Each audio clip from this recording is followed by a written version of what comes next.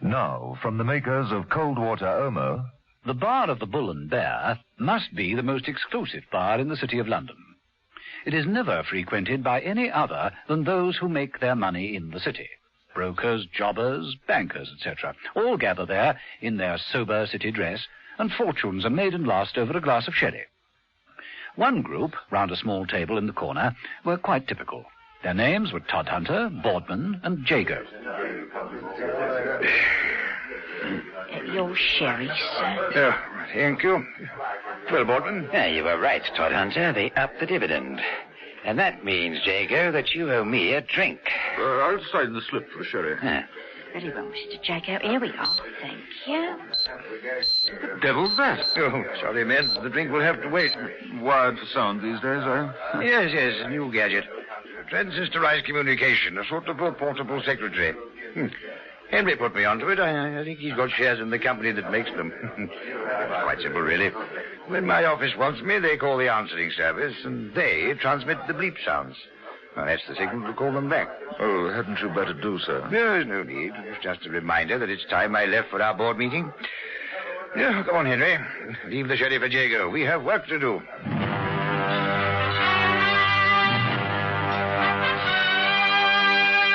The Avengers. And say, once an Omo user, always an Omo user.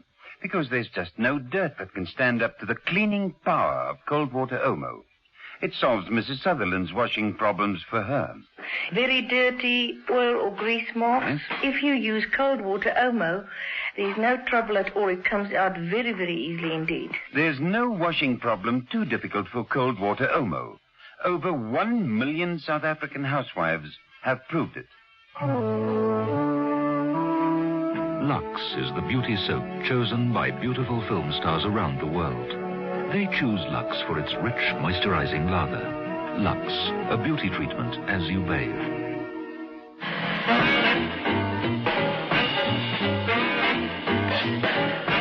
Episode 1 of this story, in which John Steed and Emma Peel find they have business in the city, which starts when someone attempts to dial a deadly number.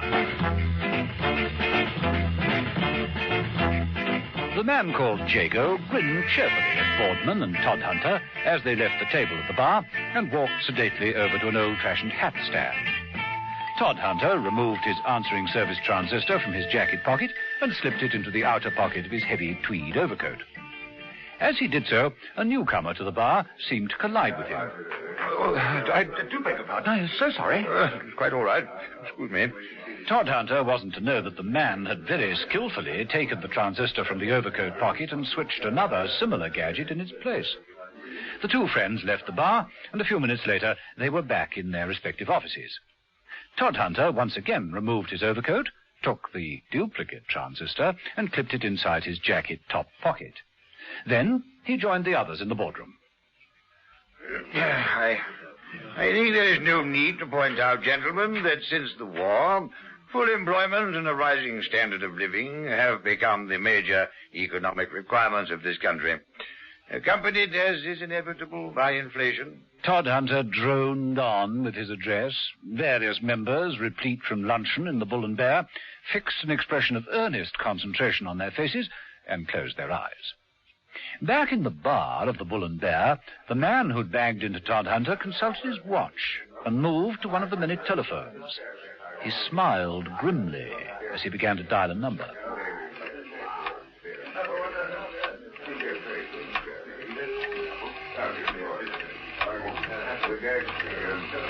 In the boardroom, Todhunter was concluding his speech. Therefore, gentlemen, the future for the industry looks very bright.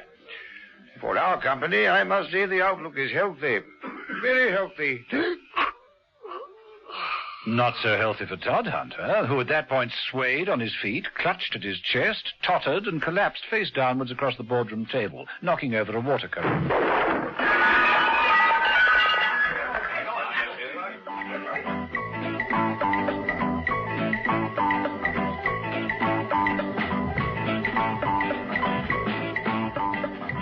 A few hours later, John Steed walked slowly round the boardroom. When Mrs. Peel entered, he hardly glanced at her, but said, really can tell a great deal about members of a board from the way they will scribble on the scrap pads. Doodling is the correct word, I believe. Now, look at this. Repressed personality. Now, whereas this one shows a deep-seated frustration. Well, whoever did it has my sympathy. But this is more difficult. Mysterious. Now, he keeps his desires and feelings to himself. A secretive nature. You might have drawn it yourself. I beg your pardon, Mrs. Steed. I have been summoned here with all urgency and no explanations. Do I have to guess why I'm here? Do you tell me straight, or do we have to play quiz games? Steed took a folded evening paper from his coat pocket and slid it across the polished top of the boardroom table. Stop press. Chairman of Todd Hunters dies. Share prices slashed. It happened right there where you're standing, less than 2 hours ago. Steed took a Hunter gold watch from his pocket, flipped it open, and consulted it. Yes, 2 hours ago. Well, that's an impressive watch. You? No. Legacy from my Uncle Bertie. It plays jingle bells if you open the back. See. How useful. Pity it's dented. Battle of the Somme, 1916. German bullet? Canadian mule, actually. Yes, Todd Hunter died literally on this table 2 hours ago. Look, I'm sorry to appear unsympathetic, but I don't see why it should be of all that interest to us. He was the 6th company chairman to drop dead in the last year. Thrombosis. Pressure of work. Each time, the chairman was dynamic, virtually indispensable to his company, so the company stood to lose a good deal by his death. Well, it could be overwork. People do drop dead of strain. Question, did they drop, or were they pushed?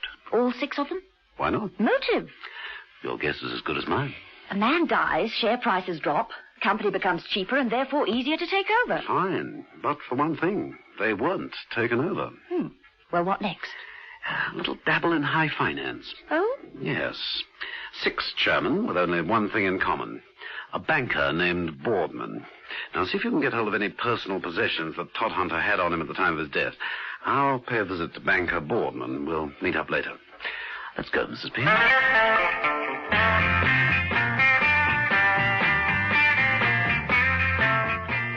Boardman's, like most merchant bankers, operates from a parlour. A large ornate room with a grate, thick carpets, and 2 ornate desks at opposite ends of the room. The room itself is panelled and lined with portraits and framed accounts. There are 2 doors, one Mr. Henry Boardman's, and the other his partner John Harvey's. When John Steed entered, Henry Boardman stopped signing letters and rose to greet him. My apologies, Mr. Steed. Will you take sherry and biscuits with me? Thank you.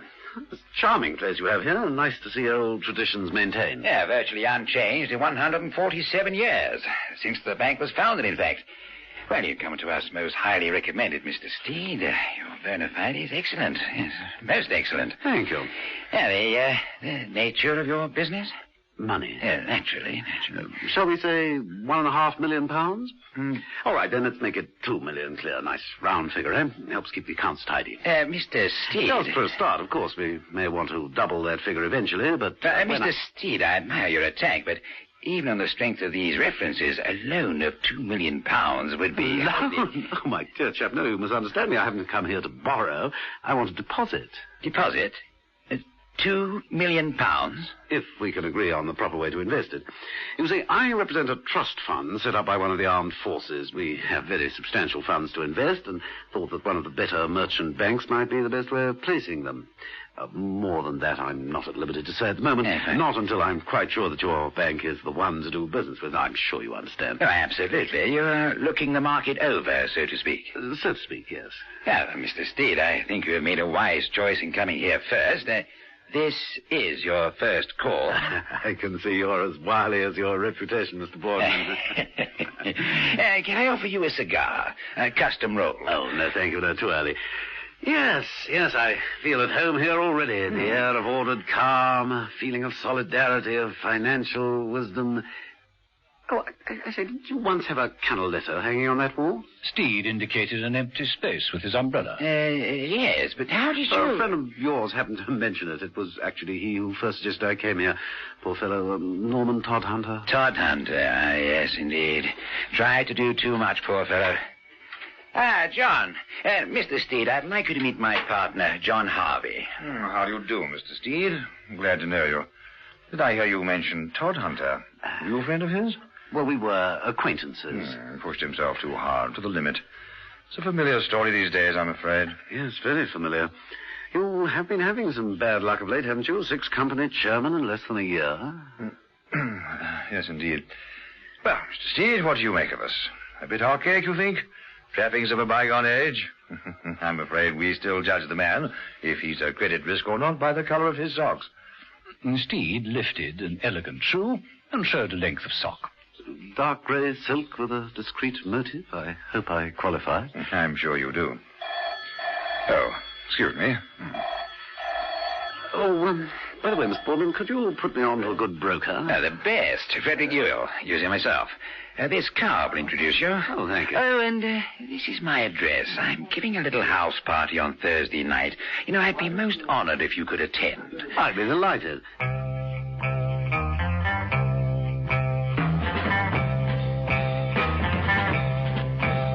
Mrs. Peel was having a far less pleasant afternoon. There was no offer of sherry and biscuits at Macombe's funeral parlour. Excuse me, do you happen to be the gentleman who dealt with the late Mr. Todd Hunter? The Todd Hunter? Oh, yes, the mahogany and walnut, the velvet lined, the solid brass handles, the Gothic style. I prefer the Corinthian fluted myself. Oh. Well, I've come to pick up his personal effects. I have the authority here to remove all he had on him. There won't be an autopsy, will there? The autopsy? Why should there be? The doctor signed the death certificate. Thrombosis. Why should there be an autopsy? You didn't notice anything peculiar about the body? Oh, slight bruise above the heart, that's all. These things are over... Oh, that's funny. It's gone. What's gone? One of those bleep gadgets for answering service. It's gone, and yet I took it out of his pocket myself. His top pocket. It was clipped to his top pocket. About level with the heart? Yes, I suppose it would be. John Steed, investigating the strange deaths of several company chairmen, had called upon Henry Boardman, the merchant banker, and over sherry and biscuits had got to know a little of the company's business. He'd met John Harvey, Boardman's partner, and been invited to a dinner party. On the whole, it wasn't a bad afternoon's work. Steed had asked for the name of a reputable broker and had been put on to Frederick Ewell. That was Steed's next port of call. Ewell's office gave evidence of his favourite hobby, fishing. Cases of stuffed fish lined the walls, and even when Ewell was working, he was sorting out fishing tackle, tying on dry flies while talking on a phone cradled between his jaw and shoulder. It's declaration day tomorrow. The shares have gone down £1. You have options for 10,000. So I leave the arithmetic to you. Now, look, the intercom's going. I'll call you later. Yes? Mr. Steed is still waiting, Mr. Ewell. All right. Show him in, please. Mr. Steed. Come in, Mr. Steed. Come in. That'll be all, Suzanne.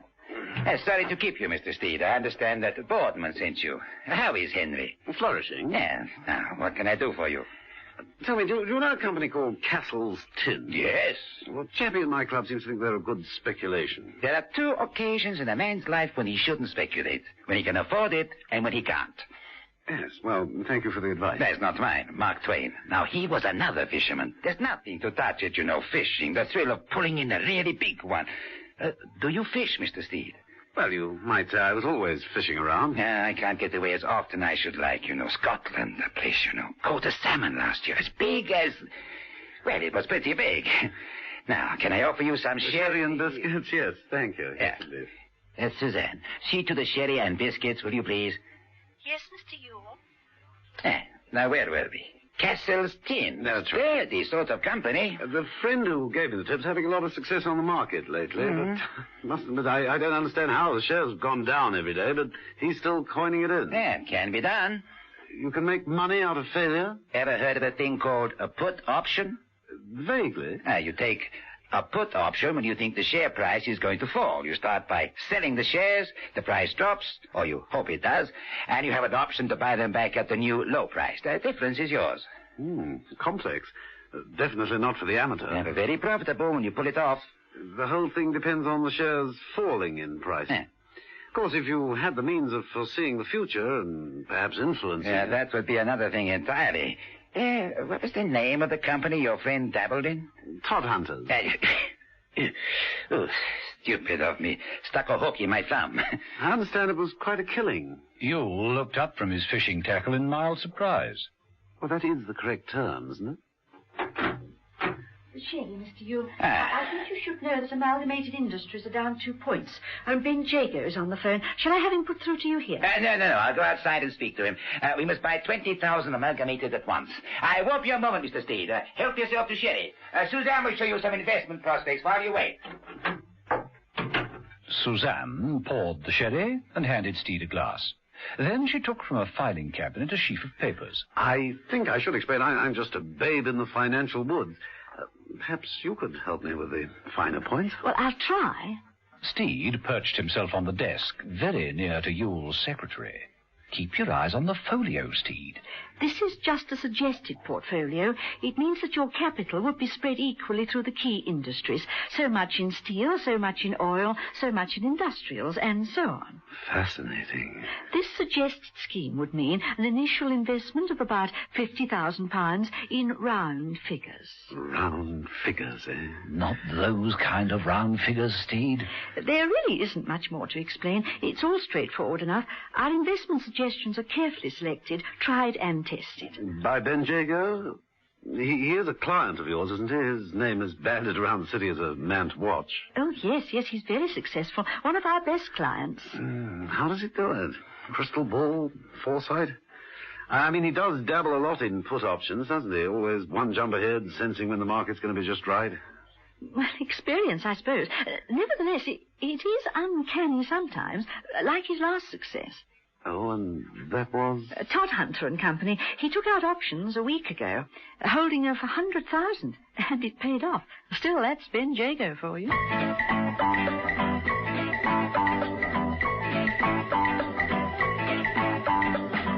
It was inevitable that John Steed should find his way to the bar of the Bull and Bear. That's where the money action is, and that's where one had a jolly good chance of meeting Ben Jago. A loudspeaker was giving the latest information as Steed entered and headed for a corner table. Coppers were quietly firm but made a mixed showing. Oils hardened, but rubbers were neglected.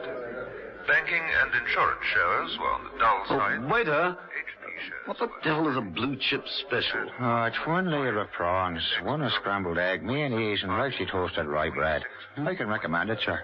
Good, now at least one of us will enjoy it. A coffee, sir? Quinoa with just a dash. A vodka to start with. Thank you, sir. Of course, your shares while you're waiting? It'll take far too long. Anything further, sir? Yes, is Mr. Ben Jago in here? Oh, yes, sir. There he is, sir. Look, down there at the end of the bar, making notes on the back of an envelope. That's Mr. Jago. Oh, thank you. Thank you very much, waiter. Steed tipped the waiter, casually picked up his newspaper, and noticing a very attractively dressed woman leave Jago's side, moved across to the stool. Jago was still doing calculations when Steed said, Excuse me, aren't you Ben Jago? Yes, that's right. We share the same broker. Charlie Bingham. No, Ewell, Brian Ewell. One can't be too careful. Sit down, Mr. Steed, John Steed. I do apologize for the interruption. No, not at all, not at all. They put you into Gibbs Electronics? Not yet, no. See, they don't. Don't like the smell of them. Oh, well, thank you for the tip. Your vodka, sir. Oh, thank you. No ice. House rule, sir. Really? Oh, a dealer from Wall Street once asked for a bourbon on the rocks. 2 brokers dropped dead on the spot. Tell me, Jago, how is all this done? I mean, it's as remote as water dividing to me. Oh, mainly by guess and good luck. Oh, I don't believe it. Ben Jago, one of the shrewdest in the city. That's what my guidebook says. Then it's time to buy yourself another guidebook. No rules you can offer me? Buy when they're friendless. Never wrong to take a profit. They're only half-truths. All of them. How do you know about Todd Hunters, for instance? I mean, that was more than a half-truth. It was a hot tip from our broker. Wish he'd told me about it. Patience, Mr. Steed, patience. There's a devil a lot of fiddling before Rome was burned, you know. Yes, well, just remember if there's a fiddle going on, I'd like to get in on it. Don't take too many risks. Remember, even Nero got his fingers scorched. Good day, Mr. Steed.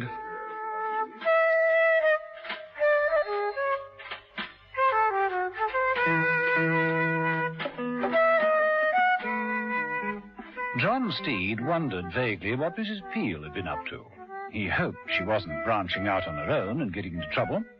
Knowing Mrs. Peel as he did, that was a forlorn hope. She'd been checking on the possessions of the late Mr. Todhunter, and when she'd found out that the transistor receiver that he carried for the answering service was missing, she immediately started to check up. In the foyer of Warner's answering service, she paused at the desk and rang the bell. Oh, good afternoon. I'm J.P. Warner of Warner's answering service. Can I help you? Yes. I'd like to know more about the service you offer. Oh, splendid in its simplicity, Mrs. Peel. Ah, yes. The scheme operates along the lines of many used in hospitals. Subscriber carries a bleep for his person. And then if he's ever wanted, the machine bleeps and he takes a radio message telling him who wants him and what the telephone number is. What's the range of this service? The scheme is, in the main, confined to the city of London. I see. So it's more or less limited to brokers and financiers, etc. That's the idea. At that moment, a man came down the steps. He held a tool bag in one hand. Emma frowned. He looked familiar. It ought to be all right now, Mr. Warner. Needed rewiring, that's all. Oh, splendid, Fitch, splendid. Thank you. Who was that man? Anyone important? Oh, no. No, Fitch is the resident mechanic. Quite bright. Backroom boy in the war, I'm told. Now, Mrs. Peel. You supplied one of these bleep devices to a relative of mine, Mr. Norman Todhunter. Tell me, Mr. Warner, did you ever get it back? Should we have done? Yes. He died. It's missing. I wondered, did you ever get it back? John Steed found himself becoming more and more involved in the world of high finance. He'd got to know and impress Henry Boardman and his partner John Harvey. Boardman and Harvey were merchant bankers and completely taken in by Steed's unlimited credit and fantastic letters of recommendation. Steed had got himself a broker, Brian Frederick Yule, and made many inquiries into the business dealings of such city men as Ben Jago, who seemed to have unerring judgment when it came to investments. At a dinner party at the Boardmans, Steed arrived, in immaculate evening togs, rather early. He gazed around the penthouse suite, accepted a drink from a waiter, and turned to John Harvey. Yes, this man, Ben Jago, is amazing. The last success he had depended almost completely on the death of the company chairman. It's almost as if he knew that Todhunter would die. No, that's fantastic. Jago is shrewd, we all know that, but that's too shrewd to be true. My reaction entirely. Here's our host. Yes. Steed, good evening to you. Steed, I don't think you've been introduced to my wife. No, I haven't had that pleasure. Ruth, my dear. This is Mr. John Steed. How do you do? I'm delighted to meet you. Thank you. You are going into business with my husband. Well, let's say he's showing me the ropes. Oh, you are not in the city. Not often. And let me borrow, Mr. Steed. There is someone I would like him to meet. Oh, pleasure. That's the beauty of parties. One's always meeting people. It's a small world, Mrs. Boardman, isn't it? So they say, Mr. Steed. So they say. Ruth Boardman linked her arm casually through John Steed's and led him across the room to where a beautiful young woman was talking to a group of solemn-faced, white-haired men. My dear, this is Mr. Steed, another non-financial animal. Mr. Steed, Mrs. Emma Peel. Delighted to meet you, Mrs. Peel. Good evening, Mr. Steed. My dear, is dinner in 10 minutes, all right? Oh, I will go and see about it. Mrs. Peel is another of our clients from Barbados. She arrived recently. Recently? I arrived last week. You surprise me. Why's that? Well, so little tan. It's the rainy season. Yes, of course. Excuse me, Mr. Boardman. You have to make a telephone call. Yes. Please excuse me. Don't be long now, dear. It is your idea to eat early. I admire your view. Beauty of a penthouse, of course. Oh, it is pleasant, isn't it? Restricting, but it is better for Henry. He can have a rubber of bridge at his club and still be home for dinner. You've given up the country house? Alas, yes. Would you excuse me again? I won't be a moment, but Henry is so fussy about the temperature of his wine. The rainy season, indeed. Well, it's true. The annual average, 36 inches, half of which falls between September and November. Next question. How long do we have to wait for the rest of the guests? I'm starving.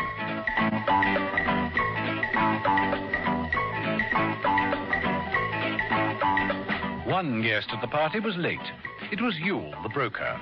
He knew it would be impossible for him to go home and change, and so he'd brought an evening tuxedo along to his office. He washed and changed swiftly, whistling as he did so. It was while he was fastidiously buttoning up the buttons of his waistcoat that he realized it was rather a tight fit. He was puzzled to find something sewn into the top pocket. What the devil? It's a bleeper. No! No! Yule tore at the waistcoat, ripping the buttons in an attempt to get free, but the bleep went off. Yule clutched at his chest and fell across the desk, a death exactly like that of Todhunter's.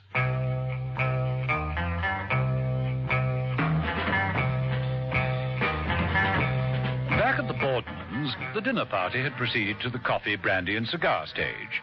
There was one place, Yule's, which remained empty and untouched. Typical. A fine broker, but his manners are atrocious. Oh, there may be some logical explanation. I was right about the wine, wasn't I, Mr. Steed? Oh, indeed, yes, Mr. Harvey. And I adore your sherry. And the brandy, impeccable. I thought brandies were judicious. Not according to the authorized text. Are you interested in wines, Mrs. Peel? In moderation, Mr. Harvey. I was referring to your interest, not your capacity. So was I. We have a wine tasting at the bank cellar next Tuesday. If you'd care to come along, Mrs. Peel. I should be delighted. Perhaps Mr. Steed would care to attend, too. Steed produced a miniature pocket diary immediately. Let me see. You'll say Tuesday next. Yeah. Ladysmith relieved 1900. A diary is a lovesome thing. That's fine. What time? 6 o'clock. We'll see how keen your palate really is. Well, in which case, if I may, I'll leave you and go into strict training. Just as you wish, Mr. Steed. Mrs. Peel, can I drop you somewhere? No. You're not going to deprive us of Mrs. Peel's company. Oh, we will see she gets home safely. I have my own car. Oh, well, I'll say good night then, and many, many thanks for your hospitality. Thank you, Mr. Steed. Good night. Good night. Good night.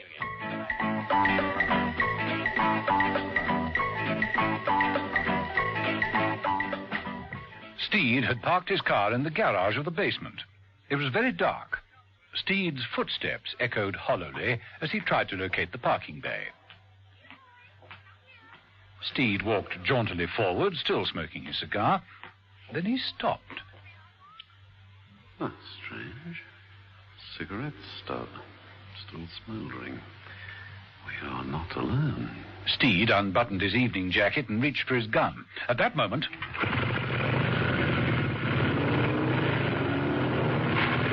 Steed wheeled round. The headlights of what appeared to be a large car flashed onto him. The headlights separated as two motorcycles roared down the length of the garage. Steed dodged the first bike. The sinister rider, clothed all in black leather and goggles, skidded round. The second made for Steed, lying on the ground. Steed threw himself aside in the nick of time. His gun fell from his hand. The bikes seemed to be coming at him from all directions. Steed, caught in the lights, made a perfect target. The first bike returned to the attack. Steed whipped off his evening cape and threw it over the head of the cyclist. Blinded, the driver lost control, smashing into a packing crate.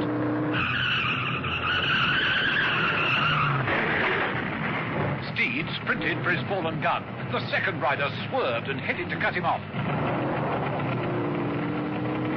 Steed got to the gun, fell forward and fired at the approaching headlight. The headlight went out, but somehow the rider managed to regain control. He roared up the concrete ramp, his footrests striking a shower of sparks. He managed to avoid the doorpost and hurtled away into the dark. Steed recovered his breath, moved to his car, and snapped on its spotlight. Mrs. Peel's voice said, Pistol practice at this time of the night? Is he dead? Steed looked down at the body of the motorcyclist. Broken neck by the look of it. Dangerous sport, motorcycling. Well, let's take a closer look at him. Steed bent down and removed the dead man's helmet. Far cry from sherry and biscuits. He was a waiter. Yule's, I think. The Boardmans were pretty anxious that you shouldn't leave with me, weren't they? Well, you think that they're in... Yes, indeed. They didn't want you butting in on a little surprise they'd prepared for me. You're guessing. Well, I know that. Well, now what? Go back and confront them with this? No, I think that first, I'd better have a word with my broker. Right. Shall we go, Steed? I really think you need a bodyguard this evening. Applying for the job? If the pay's all right. Well, pay's not good, but I'll make sure there's plenty of perks. Let's go.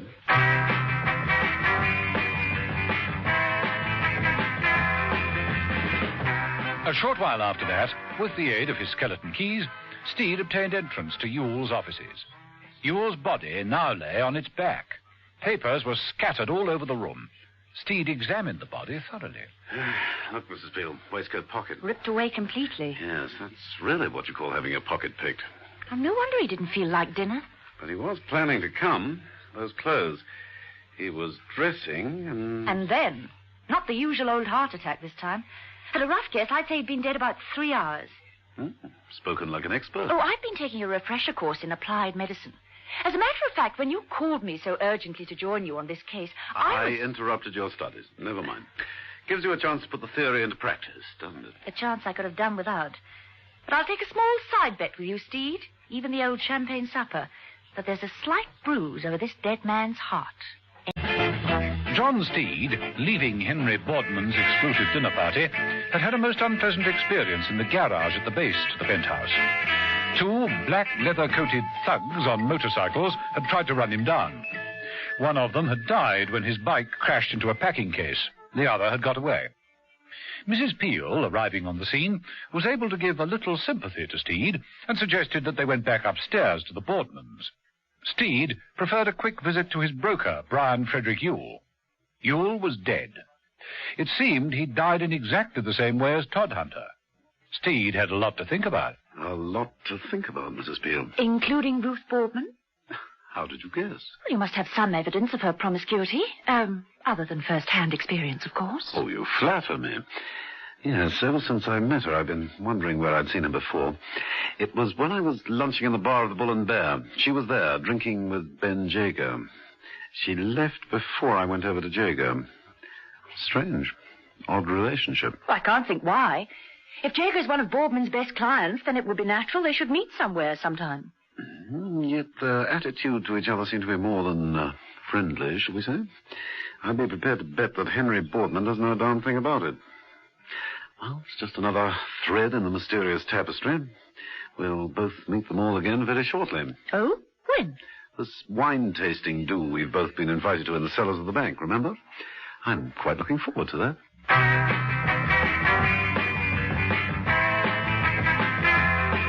The atmosphere in the wine cellars that Tuesday night was rather like a church. Elderly imbibers walked to and fro down the racks of cobwebbed and crusted bottles. John Harvey approached Mrs. Peel. Which part of Barbados are you from, Mrs. Peel? Do you know the island, Mr. Harvey? I have a client who has a tobacco plantation there. Oh, that'd be the south end of the island. Yes, I believe it was. Yes, I was at the north, among the non-smokers. Oh, Mrs. Peel, good evening. Sparkling, refreshing, about a little on the frivolous side. I am? The wine, this Veuve de Velay. Would you like to try some? Thank you. You know, I've got mixed feelings, Steed. Venerable yet devious. Ambivalent. It's not clear to me. And the wine? No, the Boardmans. Everyone's friendly enough, but I get the feeling we're not trusted. Do you know what I mean? I certainly do. I haven't really been trusted since Eton. Steed, I'd like you to try this. Oh, only if you'll do first service to me. Try this one. Yeah, of course. An old friend, but not at his best. Let 259. 10 out of 10. Now, you tell me all about this. Served on a silver tray, eh? I think you're trying to trap me. Trap you? Now, why should I want to do that? Hey, come along, taste it. Steed lifted the glass, sniffed the wine, and allowed it to touch his lips. I think we have him, John. Well, Mr. Steed, your opinion? Well, it's either a 65 Algerian red, or it's a Chateau Lafite Rothschild. Yeah, that's better. But what year, Mr. Steed? It's an old bouquet. Old, very old. As though seeking back in the memory of time, Steed reached automatically in his pocket for his old Hunter watch. He said, looking at the time, Pre-1418 war, rare vintage. Pre-1914 and yet no earlier than 1880. Yeah, well, that still leaves you 34 years to play with, eh? Well? 1908. Boardman looked pleased. Would not be the year, no. 1909 from the northern end of the vineyard. Yeah. Remarkable, Steed.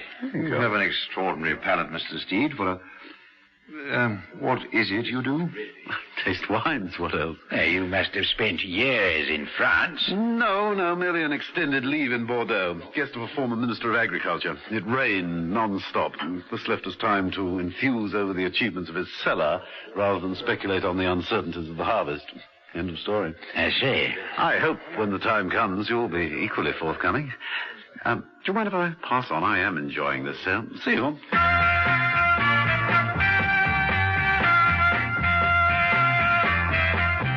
What Steed didn't know was that the whole scene in the cellar was being reflected upon a closed-circuit TV screen in a workshop not far away. A white-coated worker, Fitch, the resident genius of Warner's answering service, watched Steed at his wine-tasting triumph. When it came to the part where Steed consulted his gold watch, Fitch grinned and opened a drawer. He reached in and rummaged about until he extracted a hunter watch identical to Steed's. Yes, exactly right. Exactly the same. Fitch took up a long, thin blade and opened the back of the watch. Should be easy. Dead easy. Don't like that word dead, Steed. Better watch that watch.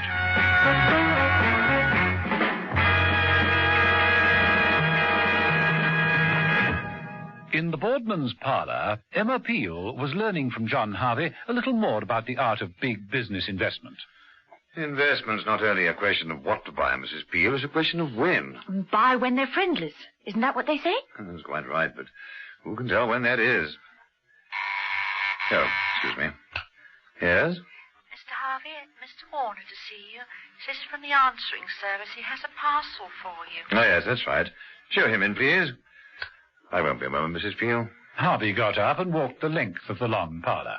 Mrs. Peel leant back in her chair, concealed from the door, and watched as Warner entered. Good afternoon. I was on my way. I've another 2 calls to make, so I thought I'd drop this in. It's all there. Oh, thank you. Thank you very much, Mr. Warner. Very kind of you, I'm sure. Warner left, and Harvey came back to the desk carrying a parcel. A consignment of new securities? No, just a line Henry's trying to push amongst his friends, hoping they'll become interested and invest in the company. Oh, here, I'll show you. You may be interested. Harvey tipped the contents of the parcel out onto the desk. They were the bleeper type of transistor receiver. Oh, yes, I've seen these in work at hospitals. Ingenious. Ready for some tea, Mrs. Peel? Oh, what a nice idea. Thank you. This way, then. Come along, John. Thanks. Time for tea. Right. Mrs. Peel followed the 2 men into the other office. The door closed. A few moments later, Ruth Boardman entered the parlour cautiously. She walked up to the desk, ignored the bleepers, and searched amongst the wrapping paper. Eventually, she found what she was looking for. She unfolded the tissue paper. Here it is. A gold hunter watch. The replica of John Steed.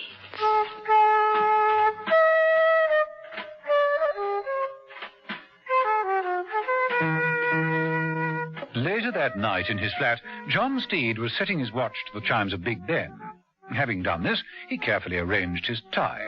Standing in front of the mirror with the contents of his pocket on the occasional table, he checked. Change. Keys. Handkerchief. Doorbell. Coming! Oh, Mrs. Boardman. And looking like someone straight off the Champs-Élysées. Thank you, Mr. Steed. May I come in? Please do. Your apartment is much as I imagined it. The very fact that you imagined it at all intrigues me. I have come to thank you for your tact. The fact that you saw me lunching with a younger man. But you see, when your husband is so many years older than you are... Why, I understand. The fact that you are even seen with a well-known, almost infamous character like Ben Jago, well, it could easily be misunderstood, misinterpreted. Mrs. Boardman moved to the table that contained Steed's things. Oh, think nothing of it, Mrs. Boardman. You're a merchant banker's wife. Mr. Jago is an investor. It seems a perfectly natural liaison. As I said, you are very tactful. Oh, not tactful. Optimistic. You see, I always admire a woman with a past. What is optimistic about it? Well, just the hope that history can be persuaded to repeat itself. I think you'd better offer me a drink, don't you? John? Of course. Make yourself at home, Ruth. And give her a heaven-sent opportunity to switch those watches? Not very bright tonight, Steed, are you? To all outward appearances, John Steed was content to allow his relationship with Henry Boardman, the merchant banker, to continue in a spirit of friendly competition. Boardman had recognized that Steed knew wines and was able to name most of the rare ones by taste. Steed also respected Boardman as a tough, conservative banker of the old school. But Steed wasn't sure how much Boardman was implicated in the deaths of 6 company chairmen. It looked as though Steed was going to sit back and let things work themselves out. He had a date with Mrs. Peel in the Bull and Bear that night and dressed for it leisurely after Mrs. Boardman had left. But Mrs. Peel wasn't so casual. She was sure there was far more to learn from the premises of Warner's answering service, and she chose the cover of darkness to get into the building. The workshop, all right. Kinky one, too. Mrs. Peel found herself in Fitch's workshop, which was lined with clocks, but none of them going. A large TV screen dominated the workbench, plenty of papers stacked around, and a series of photographs. Mrs. Peel flipped through them. One of Steed. A blown-up photograph of Steed with a wine glass in his hand and his gold watch in the other one. Oh, when could this have been taken? Got it. That wine-tasting party in Boardman's cellar. A close-up of Steed's watch. Oh, this must have been taken from that TV screen and then enlarged. But why? Well. Interesting, isn't it? Don't move. I've a revolver at your head. Fitch, Steed's watch. You've done something to Steed's watch. Next time he opens it, it'll be the last time he opens it. He'll press the cover, which protects the face of the watch. The cover will spring open, and that'll be that. Do you like my workshop? I neither like it nor understand it. My clocks are on the walls. Each one represents a person. This one I shall dedicate to John Steed. It's pretty, isn't it? I shall wind it up later and stop it as soon as Steed is dead. At the exact moment he dies. It'll be a sort of monument to him. And to my ingenuity, of course. You see, for most people, life is ruled by time. They are, you know, except for me. I rule time. And time, the time that's allotted to Steed, is limited. Strictly limited. Like all these other clocks. That one's Todd Hunter's. That one's Ewell's. And 5 others? All those company chairmen? Yes, of course. One doesn't get so much opportunity in peacetime. The war now. That was my bumper harvest. 8 panzer officers in one night. 8. And an Italian captain. That's his clock. There. 3:45 in the morning. Yes, 3:45 a.m. Now, if promotion could have been won through that sort of pleasure, he would have been a field marshal. They were happy days. You're quite a dealer in death, aren't you, Mr. Fitch? Dealer in death. I like that. But now... What's wrong? Losing your nerve? I've never killed a woman before. Silly to be so squeamish. I'll use something subtle. Perhaps an ultrasonic injection. They don't even perforate the skin. Or a tasteless poison. It's an old favourite of mine. But it must be neat, clean and quick. Oh, yes, I must have my murders neat. That's most essential. So don't worry too much. You'll hardly feel a thing. I promise you.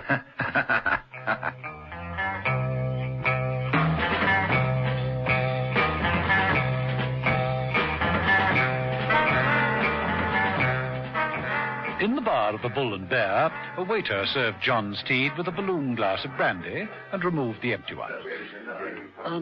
You sure there haven't been any messages? No messages, Mr. Steed. You've checked? I've double-checked. No lady named Mrs. Peel? No, sir, no one of that name. Steed slipped a hand into his pocket and drew out the watch. But before he could attempt to open it, the waiter said... It's 9.5, sir. You should get the Wall Street closing prices if you're interested. Oh, thank you. Steed slipped the watch back into his waistcoat pocket and sipped his brandy reflectively. Then he took out the watch again and gave it a good, hard look. Catching on, Steed?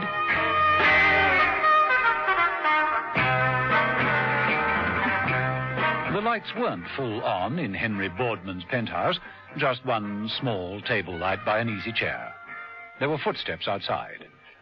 The door to the main lounge opened.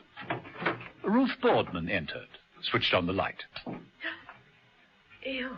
Oh, what are you doing here? John Steed was sitting in the chair, idly swinging his watch from the end of its chain. I hope you don't mind my intruding. I told your manservant it would be all right. I thought I'd like to repay your call. You left so abruptly after your drink. Also, I wanted to see your husband. Henry, he isn't here. Ruth Boardman's eyes hardly left the watch as Steed continued to swing it to and fro. Not in? Oh, too bad. It's nothing terribly important. Just I thought I'd drop by and maybe sample another glass of that excellent brandy. Well, yes, of course. Mrs. Boardman, is something wrong? You look quite pale. Mr. Steed, John, I'm very tired. Oh, I'm so sorry. Where is your husband? Oh, he's dining out. And when do you expect him back? 10, 11, I don't know. Steed started fiddling with the watch again. Eventually he stood up and prepared to open the watch, saying, 10 o'clock, you say, but surely it's nearly that now. Let's see. No, you mustn't open that. Mrs. Boardman stepped forward and grabbed Steed's wrist. No. Do you mind telling me why not, Mrs. Boardman? Caught her there, all right, didn't you, Steed?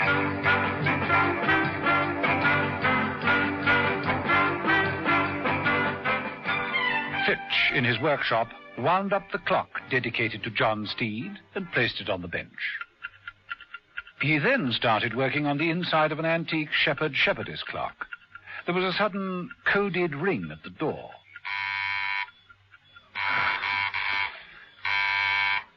What the devil can that be? Mr. Fitch, good evening. May I come in? Yes, this is the place, all right. Your name's been recommended to me. Oh, what for? I've had some sort of trouble with my watch. A golden hunter watch, you know the model? What sort of trouble? Can't seem to open it. Why not? The button that releases the gold outer cover is stuck.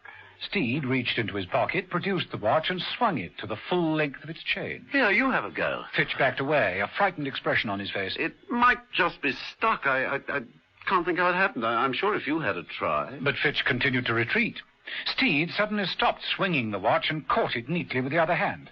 He made to press the button that opened the outer cover. Fitch gave a yell. No! And dived for cover. Steed pressed the button, and the cover swung open. A little off-key, wouldn't you say? At that moment, a loud bumping noise drowned the sound from the watch. Why don't you come out from behind that workbench and answer the cupboard door? Most inhospitable. Oh, very well. Steed crossed the floor and unlocked the door of the cupboard. Mrs. Peel fell into the room. Mrs. Peel. Barbados 1 minute, broom cupboard the next. Oh, Steed, for heaven's sake, untie my hands. But before he could do so... Steed, watch it! Fitch, what's he got? Bicycle pump gun. Marquis used them during the war. I invented it, Steed. It's neat and tidy, just as I told you, Mrs. Peel. Steed looked at Fitch, who was covering them as though he was holding a Sten gun. The clock Fitch had started was nearly at 11 o'clock. Oh, well done, Major. You got here just in time. You don't think I'm going to be caught by that old trick? A clock beginning to strike distracted Fitch. Steed leapt forward and grabbed the pump. Fitch held on grimly, using the pump as a lever. Steed swung Fitch round and crashed him against the wall. The pump gun landed in Fitch's middle and exploded. Fitch's body, thrown back by the explosion, toppled over, crashing all his clocks to the floor.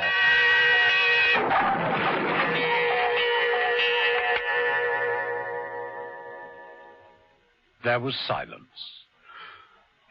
Tempus fugit. How did you find me? I didn't find out about him. Ruth Boardman. Just like that? Yes, and a modicum of charm, of course. The bleepers. Fitch fixed them all, of course. Of course. Anyone ringing the right channel caused the bleep and also caused a capillary needle to jump into the heart of the man who was wearing the bleeper. Neat, no fuss. Neat, no fuss. Yes, that gives me an idea. See you later. Hey! Hey, where are you going? What about me? Let me loose. Hey, Steed! Oh, sorry, excuse me. Nearly forgot my umbrella. Bye for now. See you. Hey, Steed! Come back! Come back, Steed! Come back! In their own own ways, John Steed and Mrs. Peel had both found out who it was who'd invented the unique method of killing by using the transistor bleepers. He was Fitch, the mechanical genius of Warner's answering service. They'd all met up in Fitch's workshop, where Mrs. Peel was being held prisoner. Fitch had attacked Steed with another of his inventions, a nasty, lethal pump gun. And in the ensuing struggle, the gun had gone off and Fitch was killed. Steed was glad he was out of the way, but what about the brains behind it all? Leaving Mrs. Peel to take care of herself, Steed took a taxi to think things out. Warner owns Warner's answering service. And there's Henry Boardman, the merchant banker, losing ground in business and already lost his wife. John Harvey, Boardman's partner. And, of course, Ben Jago, the unscrupulous financier. One of them, or all of them? I'll have to find out. Well, first find your pigeons and then put a cat amongst them. For the next few hours, Steed worked quite hard, visiting people who didn't know they were visited. Next morning, Warner entered his office and changed into his working coat. There was a bulge in the top pocket. What the devil? Who the devil put this here? Warner, with a puzzled air, discarded the bleeper. In his penthouse, Henry Boardman was finishing breakfast. He removed his glasses and went to place them in the top pocket of his jacket. What's this? It's an extraordinary thing. Boardman placed the bleeper he'd found in his pocket on the breakfast table with an air of genuine amazement. Later, in the Boardman parlour, John Harvey seated himself at his desk and pulled a rose out of the bowl in front of him. He was about to thread it into his buttonhole when he spotted the bleeper in his pocket. Ah! Somebody having a joke. Or is this a trick? He ripped the bleeper from his pocket and threw it on the desk in a fury. Much later, in the bar of the Bull and Bear, Ben Jago sat reading a newspaper and sipping a glass of wine. He spilled some and reached for a pocket handkerchief and found the bleeper. So, I'm the next one to be got rid of, am I? Well, we'll soon see about that. Jago got up and, without waiting to finish his wine, left the bar. As you say, Steed, cat among the pigeons, all right.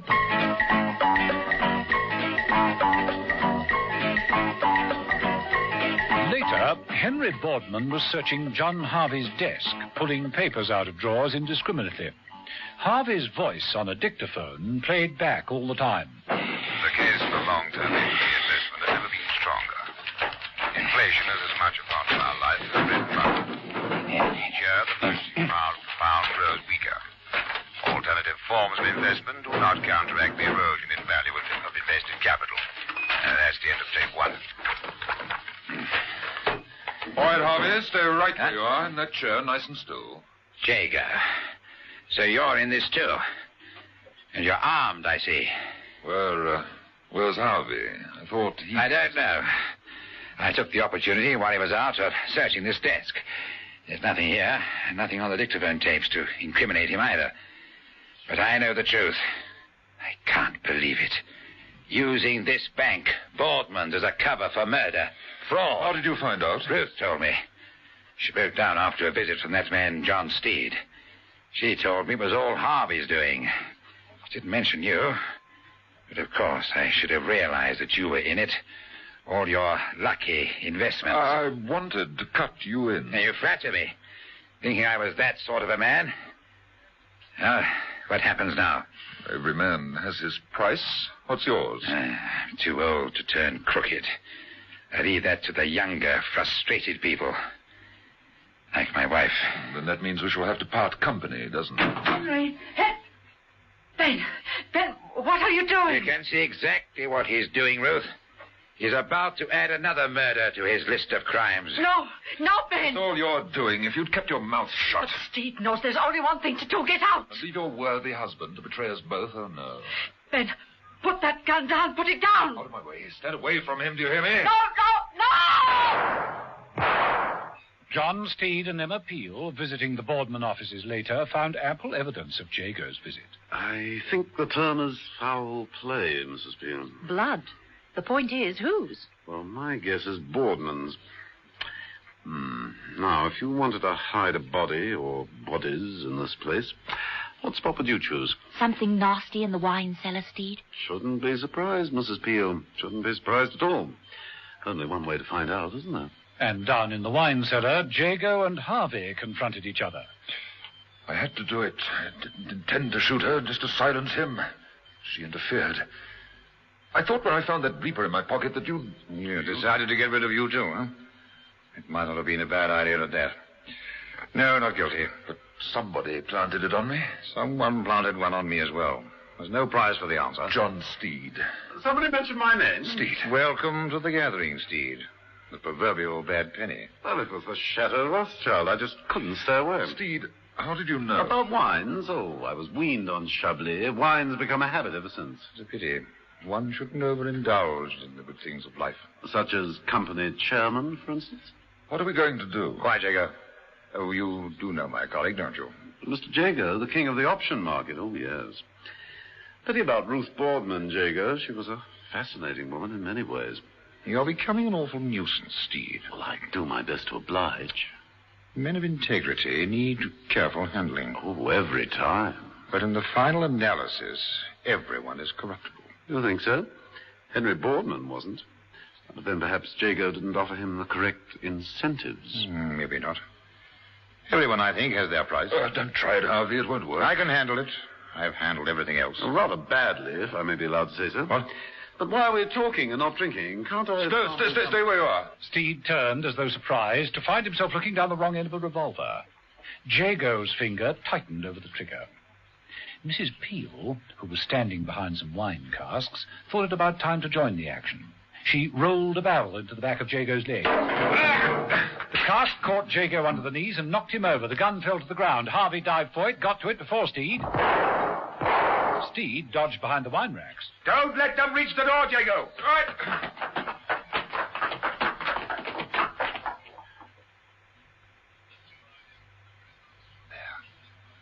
There, in the wine racks. You go this way. I'll take the other side. Can't get out. Cut off their way to the door. Right. The two men moved cautiously forward. Mrs. Peel tripped over an empty bottle. Waste. Steed seized a magnum of champagne by its neck. That's about the right weight. Jago crept forward. Steed waited, and then hit him. Didn't even break. Good year. Mrs. Peel was tackling Harvey and was at a decided disadvantage. Can only have one bullet left. That's if I can still count.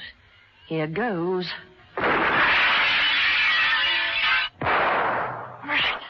No more danger. Mrs. Peel leapt forward. Harvey swung round and fired. Several times on empty chambers. Mrs. Peel closed in, gripped him. Mrs. Peel got a good hold, threw Harvey over the cask. Well thrown, Mrs. Peel. Care to share a glass of champagne? Well, it has been thirsty work. Now, let me choose wisely. No.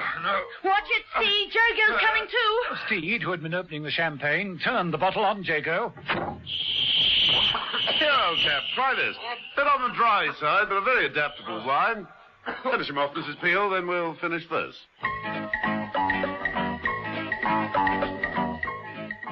Later, in a taxi, going home. I make no apology for helping myself to a crate or two. Here. Tell me, what do you think of it? A claret with unusual body. Eh?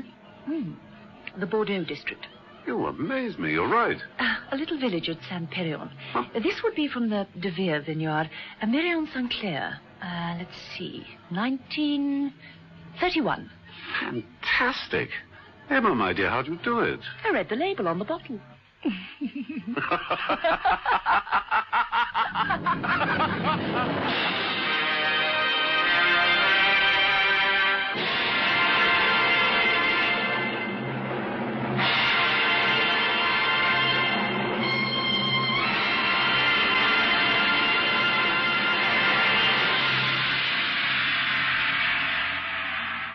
Shield gives a confidence that actually shows. In your eye. Put on Shield deodorant and it's dry in seconds. That's the way it stays right through the day. Shield never makes you feel sticky. It just protects you and keeps you dry, feminine, fresh. Wear Shield, and the only thing you show is confidence. Shield gives a confidence that actually shows. In your eye. In your eye. The cleaning power of cold water Omo gives you the superb cleanness you want from a washing powder. Listen to Mrs. Baxter of Claremont. It really is good, you know. I mean, it's unbelievable, really, that it could be so good, you know. Once an Omo user, always an Omo user.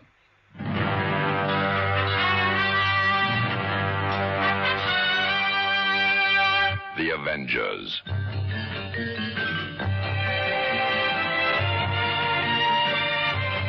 Listen every evening, Monday to Friday, to John Steed and Emma Peel, The Avengers, brought to you by the makers of Cold Water Omo.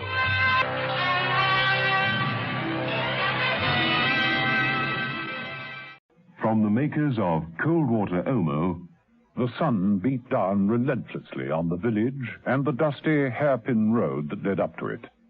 A few goats sought the shade of the gnarled olive trees. It was siesta time. No one stirred.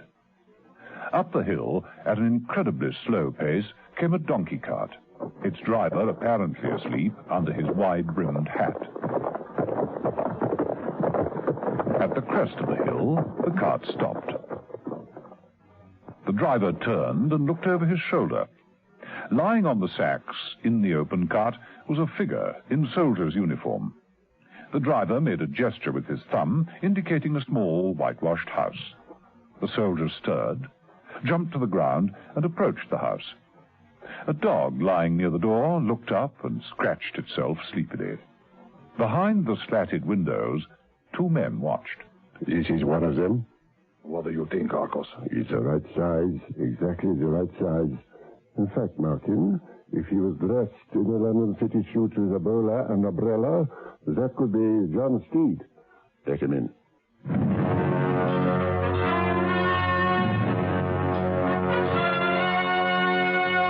The Avengers. John Steed and Emma Peel, The Avengers.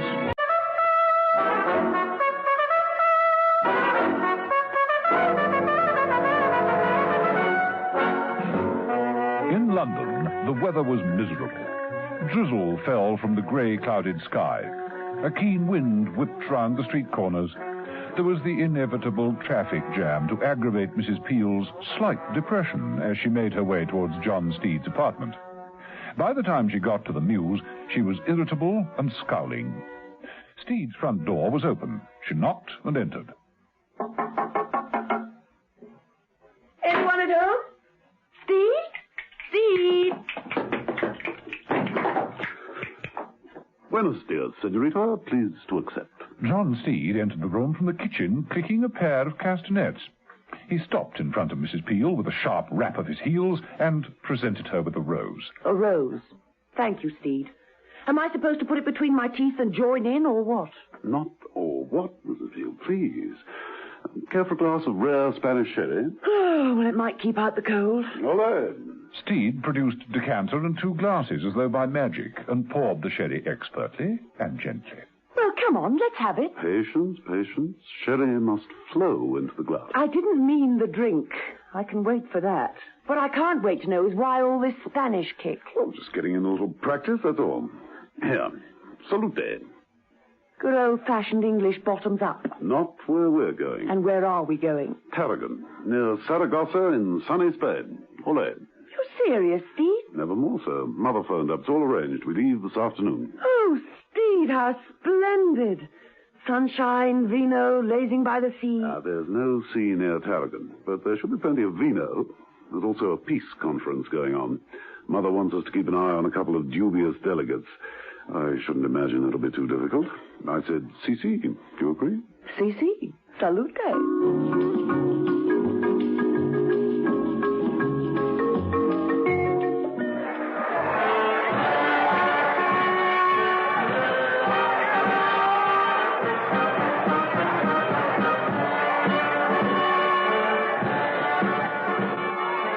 Arcos. I think it is all ready. Good. Then we had better go now. Down through the barrier. Come, follow me. At the bull ring at Tarragon, two men pushed their way through the crowds to a door which led down a flight of stone steps under the changing rooms. It was dim and cool in the inner room. Only the faint sound of the bullfight above them could be heard. Strapped to a chair in the middle of the room was a man in soldier's uniform. He had a mask on his face. Standing over him, working on the mask, was a heavily built doctor in surgeon's robes. The man called Arcos approached. You are ready for us, Doctor? I think this is the best I can do, Arcos. Then remove the mask. Let us see. The doctor skillfully inserted a scalpel into a crack in the plaster cast and broke the mask in two pieces. The soldier groaned and gasped for air. Puzzled and sweating, he gazed around him. Please, what you do to me? What you do? Markin approached over the stone floor, took a hand mirror from the clinical-looking bench, and held it in front of the soldier. Look how pretty you are, my friend. But that is not my face. That is not me. It's not my face. But it did look remarkably like John Steed's face. What do you think, Arcos? The nose is wrong. The hairline, too. The ears. It's the best I can do. Yeah, compare with the photograph. Arcos picked up some full-plate photographs of John Steed and then threw them down impatiently. We cannot work from photographs. It is impossible. Impossible. What can we do? We need Steed, the real man. We need Steed himself.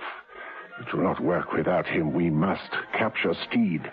And what about him? Markin indicated the soldier strapped to the chair.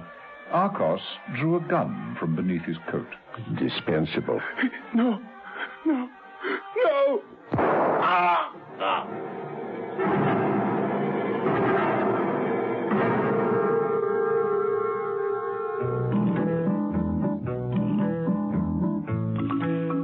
The Miranda Hotel at Tarragon is not lavish.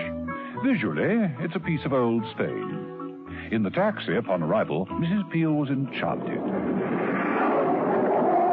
Oh, Steve, this is delightful. The real thing. Yes, I hope the plumbing's for real, too. They climbed out of the taxi and walked into the hotel, unaware that under the trees across the road they were being watched by Arcos and Markin. That is Steed. And the woman? I do not know. His woman, I suppose. She will not bother us. If she does, then she too will have to be taken care of. Come, let us make the phone call. Upstairs, Mrs. Peel was shown into a simple, charming room with shuttered windows. She tipped the elderly porter and moved to the shutters, drawing them aside and gazing down into the street. She noticed two men moving away towards a red saloon. Steed entered the room. Ole, come over. You've been at the phrase book again. That's right. I've finally mastered the Spanish for my grandfather's ear trumpet has been struck by lightning. It's terribly useful. I think I'm going to like it here. What's your room like? Oh, very different. Oh? Yes, indeed. My dressing table's at least 6 inches near the window. Who'd have thought it, Steed? A holiday at last. Well, it's not a holiday, actually. I thought I'd explain. Well, almost a holiday. We're official observers at the peace conference. Very serious business. Well, I hope the peace conference lives up to its name. Very thoughtful of them to hold it in Spain. Very thoughtful of the Spaniards to instigate it. Fancy an anisette? Never tried it. Highly recommended. A jigger of anisette, a piece of ice, splash of cool water. Let's go down and find the bar. Steve stepped back to allow Mrs. Peel to precede him into the corridor. As she did so, a voice said, "Will you marry me?" A startlingly good-looking man, blond and athletic, stood framed in the doorway. "Will you be my wife?" Good day to you, sir. Please, madam, will you marry me? Marry you? Please, I implore you to be my wife. Only for 5 minutes or so. Oh, there he is! Say nothing. Leave everything to me. Oh, Baron! Oh, gee, Baron, Kurt, baby, say it isn't true. You promised you'd choose between me and that redhead. Oh! Why, Helga, imagine seeing you. May I present my wife? Emma. My wife, Emma. Your wife? Gee, you didn't say anything about having a wife. You never said anything about being married. Oh, Kurt, baby. Oh, how mortifying. Another one out of circulation. Goodbye, Helga. You have earned my undying gratitude. May I present myself, the Baron von Kurt, always at your service? I'm John Steed. This is Emma Peel. How do you do?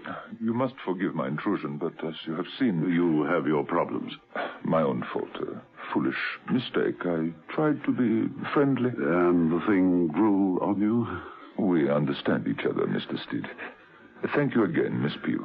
Mrs. Peel. It wouldn't have worked out. Bigamy. I kiss your hand. It was a pleasure being married to you. Adios. Baron von Kurt clicked his heels smartly, turned and strolled down the corridor. Mrs. Peel turned with a shrug of her elegant shoulders and raised an eyebrow at Steed. Well, that's the trouble with these holiday romances. They never last.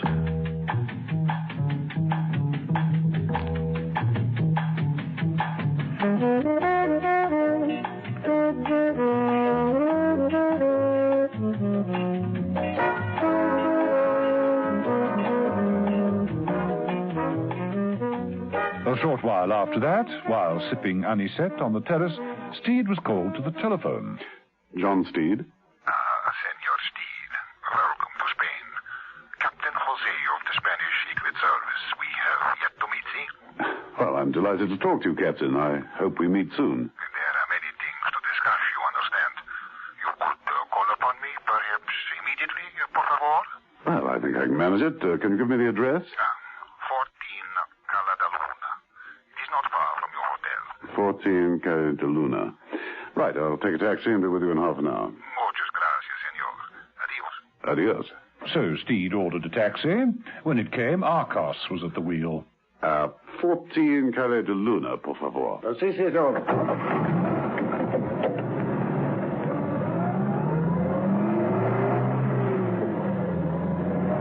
A short while later, while rounding a corner of the narrow streets, Arcos stopped the taxi. The door of the taxi opened. Markin jumped in. Oh, I beg your pardon. This taxi... Buenos noches, senor. Sleep well. Drive on, Arcos.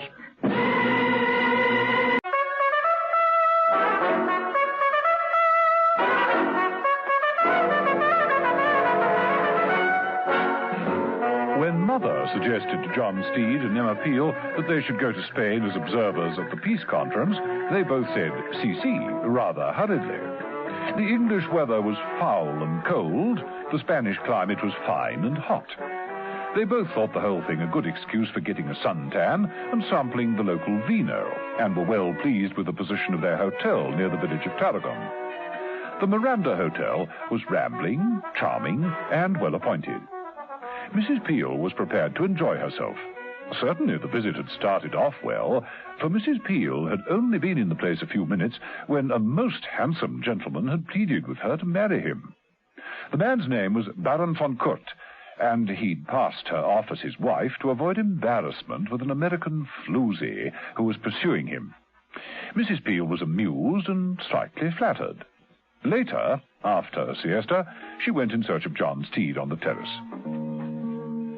Ah, hello there. Oh, hello, Baron von Kurt. It is not my lucky day, is it? Isn't it? I mean, it is not me you are looking for. Oh, well, actually, no. No, it isn't. I must be truthful. Of course. Your friend Steed. Yes, that's right. He went out some hours ago.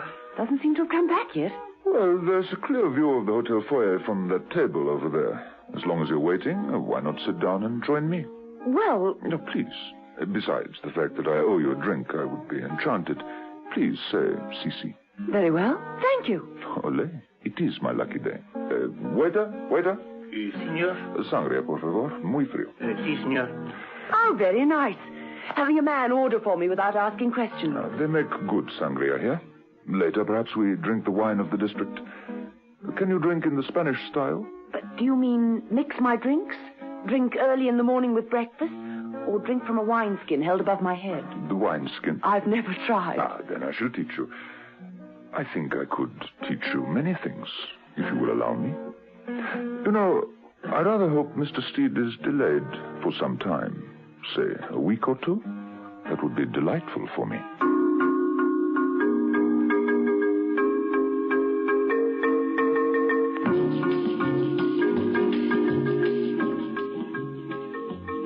John Steed was delayed, all right.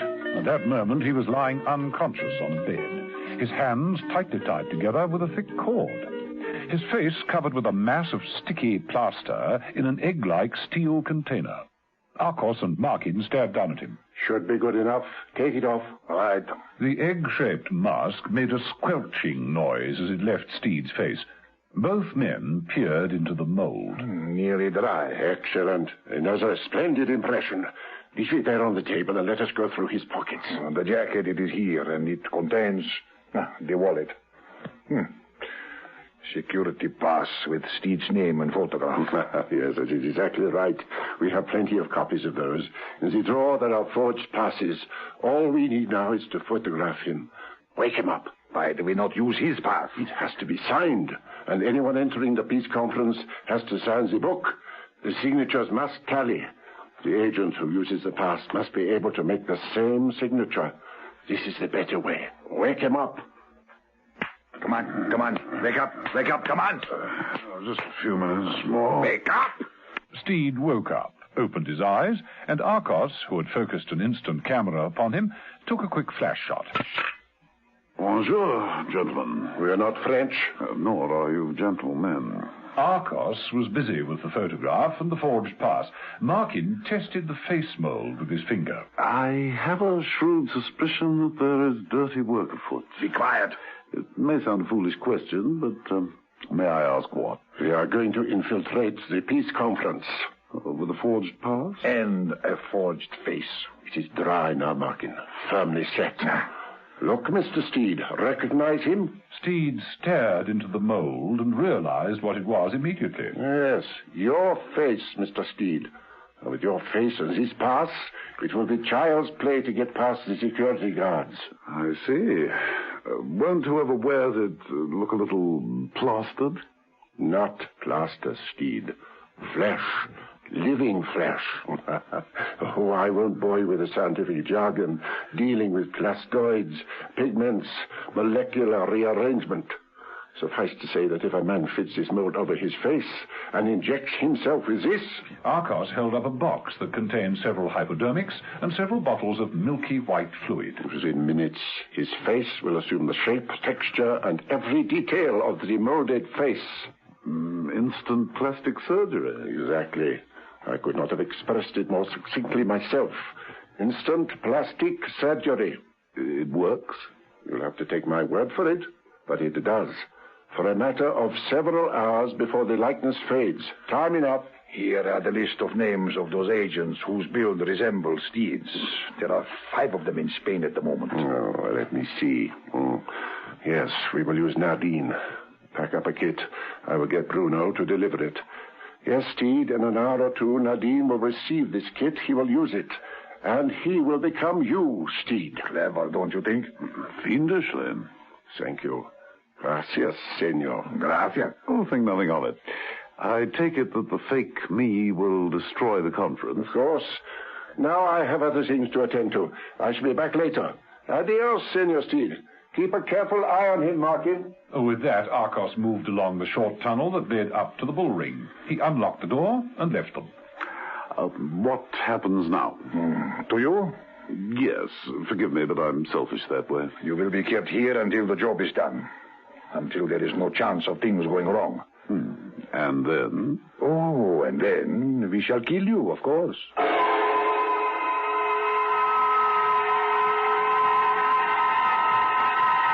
Out in the deserted bull ring, Arcos crossed over to one of the stands.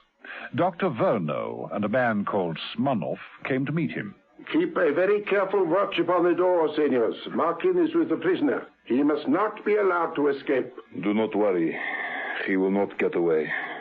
I have this. The doctor pulled an ugly-looking pistol from under his cape. And I this. Smirnov drew out a matador's sword. I am used to the quick kill. Ole. Down in the room beneath the bull ring, John Steed had found a sharp edge in the metal frame of the bed upon which he was sitting. With hands tied behind his back, he was able to rub the cords almost through. Markin was pouring himself a drink. You want the vino, see? Thank you, no. I'm rather particular about with whom I drink. Never drink with the dregs, you know. Not old school tie at all. You laugh at me, huh? Then you will have the vino like this. Markin threw the contents of his glass into Steed's face. Very inferior, Ribeiro. The wines from the northwest never travel. You're right to throw it away. By the by, where are we, anyway? What is that? Where are we? Where is this place? Oh, we are under the... It is of no interest to you. Oh, but you're wrong. You see, if I don't know where I am, then I won't know how to find my way back. Steed, who'd been straining at the cords, finally parted them and whirled to his feet. Markin's hand went to his gun. Steed grabbed the empty wine bottle and tossed the remains of the wine into Markin's face. Undrinkable, isn't it? Steed landed a terrific punch. Markin went sailing through the air and crashed into the stone wall, slithering down it and ending up out cold. Olé, Steed.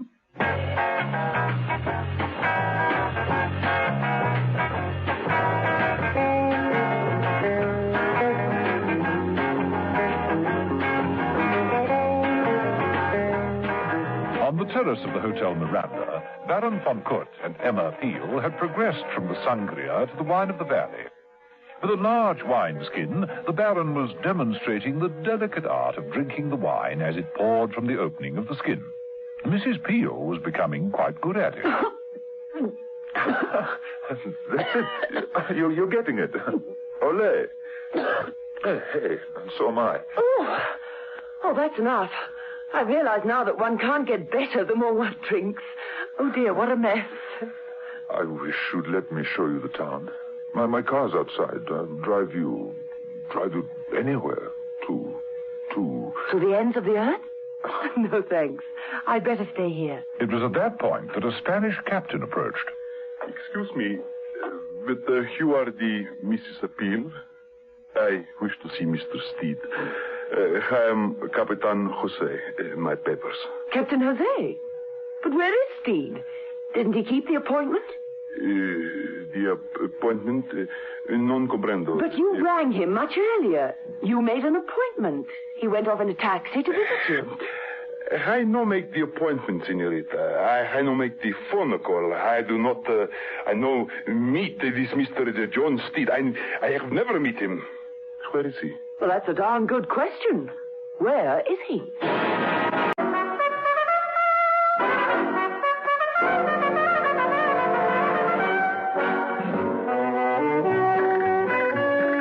John Steed was in big trouble. He'd come to Spain as a mere observer at a peace conference to be held near Saragossa, but had discovered a plot to sabotage the whole assembly by smuggling in an enemy agent disguised as himself. The agent chosen was a man called Nadine. Nadine would gain admittance to the conference by means of a forged pass and a remodeled face. The pass was easy. It was merely a copy of Steed's own pass. The face was a little more difficult. It became a replica of Steed's when a process of injections reformed it under a mold taken from Steed's face while he was unconscious. Steed was held prisoner pending the successful outcome of this intrigue. The man guarding him was Markin.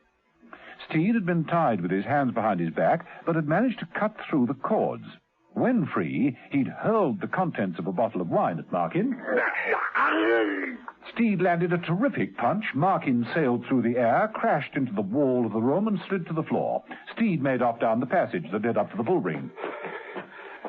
Door unlocked. That's a bit of luck. Steed emerged, blinking at the sunlight. Up in the stands, Dr. Verno was instantly on the alert. His companion Smirnoff took a firmer grip of his matador's sword. Verno stopped him. No. Leave him to me. He is a splendid target. So. John Steed ducked as bullets crashed into the barrier nearby. Smirnoff, under the cover of the fire, made a dash for Steed. Well, only one thing to beat, not a hasty retreat. Steed dodged back inside and slammed the door, locking it just as Smirnoff tried to enter. Problem. Can't get out. I'll have to stop it all happening. Back in the main room, Steed stepped over the body of the still unconscious Markin and stared down at the table where all the face-transforming equipment lay. There were several molds of his own face and a batch of false passes. one agent is supposed to impersonate me. A man called Bruno is going to deliver the equipment to him. Now, his name is Nadine. Yes, that's it. Here's the list of the other 4 agents who'll be called upon to act if Nadine fails. Perova, Rolla, Mintoff, and Giorgio. Now, what if all of them received a face-transforming kit and false passes? That would nail the lie, all right.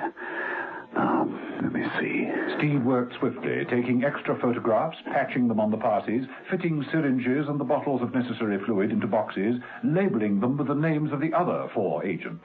He'd just finished and placed the boxes with the one marked Nadine in the delivery suitcase when Arcos forced his way in. Steed wheeled round and pretended to be trying the grill of the small window above the bed. All right, Mr. Steed. Freeze. In this heat? You've got to be joking. Dr. Verno, attend to him. Verno approached Steed, taking out a pair of handcuffs. Arcos covered them with a gun while Steed was handcuffed to the bed rail. Arcos crossed the unconscious Markin and slapped him into life. Markin! Markin, you fool! Markin! He jumped me. Oh, the suitcase. Has he tampered with it? Arcos picked up the case. No, the stuff is still in here. Bruno? A young, good-looking Spaniard stepped out of the shadows. That is for me to deliver, si, Senor Arcos. Right away. Lose no time. Si, Senor. At once, Senor. At once. Bruno left the room. Steed watched him go with a sense of relief. Olé!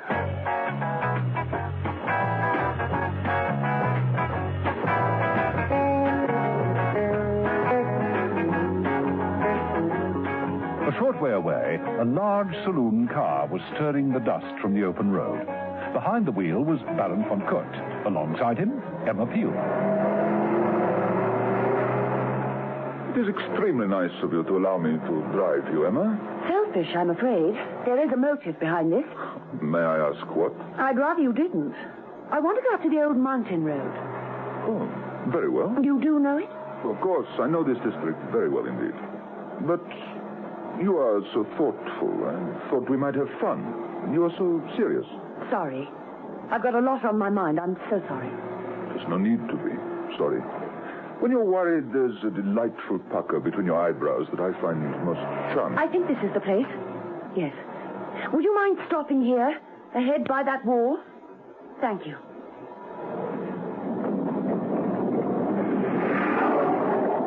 The Baron looked at Mrs. Peel with some surprise, but he obeyed. He parked the car by the wall, under the shade of a tree. Shan't be long. Mrs. Peel left the road and clambered down the bank, heading for a clearing between the olive trees. In the clearing was a caravan. By the caravan, stirring something in a large pot, was, of all people, Mother. Ah, Mrs. Peel. Nice of you to drop in. Mother, Steed's missing. How does this smell to you? Trifle too much garlic, do you think? Missing for how long? Several hours. Yes, I think that is a trifle too much. Oh, well, I shouldn't worry, Mrs. Peel. Lots of diversions in this country, you know. Bullfights, dancing, just an ordinary siesta, perhaps. But he went to see Captain Jose. Ah, that's it then. Probably spitting a bottle of red wine right now. They do a very fine light claret type in this area, and I really don't... Mother, I've just seen Jose. He knows nothing about Steed's visit. Oh, dear. Not at the hotel, either. Or with Jose. And the question is, where is he? Have you kept all this to yourself? Yes, I didn't tell Jose. Good girl. No sense in our panicking either. Go back to your hotel. And if anything happens? I'll let you know immediately. Now, run along there. That's a good girl. Let me enjoy my holiday. Oh, dear, I do hate roughing it. And with that, Mother poured half a bottle of dry sherry into the pot. And Mrs. Peel returned to the Baron and his car.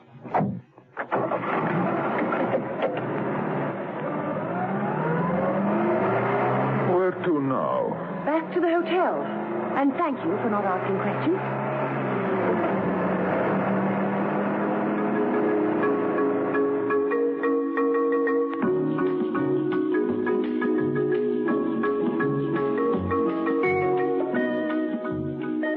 Back at the very same hotel, the Miranda, the agent Nadine received the parcel from the delivery boy, Bruno.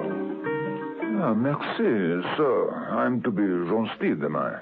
I just follow the instructions and I come to look exactly like Steed. Very well. Can I offer you a drink, Bruno? Thank you, no, Senor Nadine. I have 4 more deliveries to make. Please to excuse me.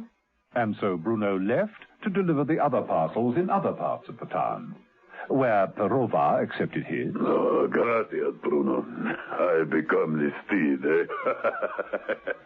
Rolla. Ah, merci, Bruno. Minto. Thank you, Bruno. Giorgio. Mille grazie. Miss Steed, good. All accepted their parcels and prepared to turn themselves into replicas of John Steed. In Nadine's case, something went wrong. One fills the syringe with the fluid, so, and then inject, so.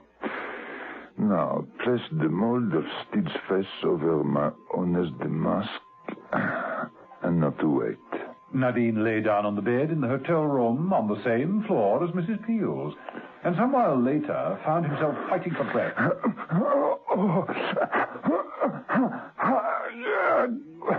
He managed to pull off the mask, which rolled onto the floor and under the bed, and then, his face contorted into a horrible, distorted version of John Steed's. Nadine collapsed backwards.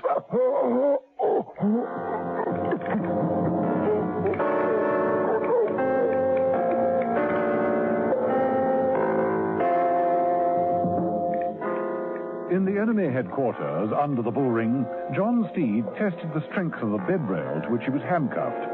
He exerted a fair amount of pressure and had the satisfaction of seeing the rail bend slightly. He applied more strength whilst carefully watching Arcos and Markin, who were playing cards.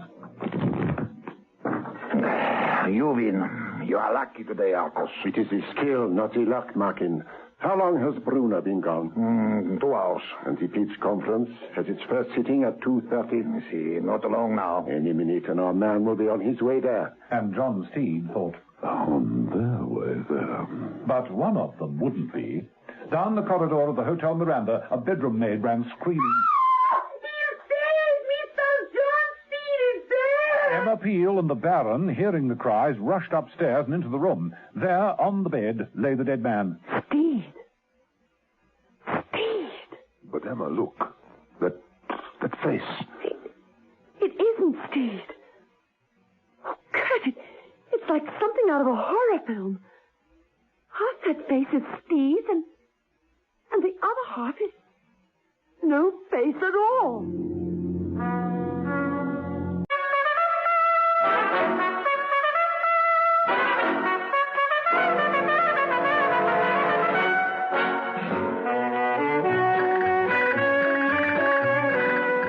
The plot to destroy the peace conference by infiltrating into its rooms an agent disguised as John Steed had now become extremely complicated. It was John Steed's idea. He had succeeded in sending the necessary equipment to 4 other agents. All 4 had managed to turn themselves into Steed's double, and unbeknown to each other, they were preparing to set about the task of sabotage. But Nadine, the original choice of agent, had died during the transformation sequence. Mrs. Peel and Baron von Kurt had called in José of the Spanish Secret Service. It's like some ghastly scientific experiment that's gone wrong. What do you make of it, Captain José? It is horrible.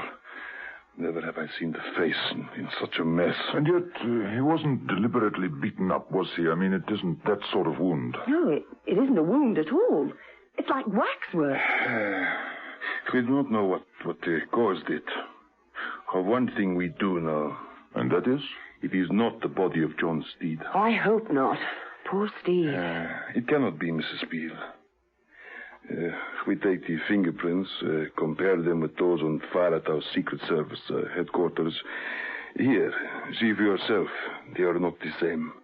That is not John Steed. But if this is a fake Steed, then where's the real one?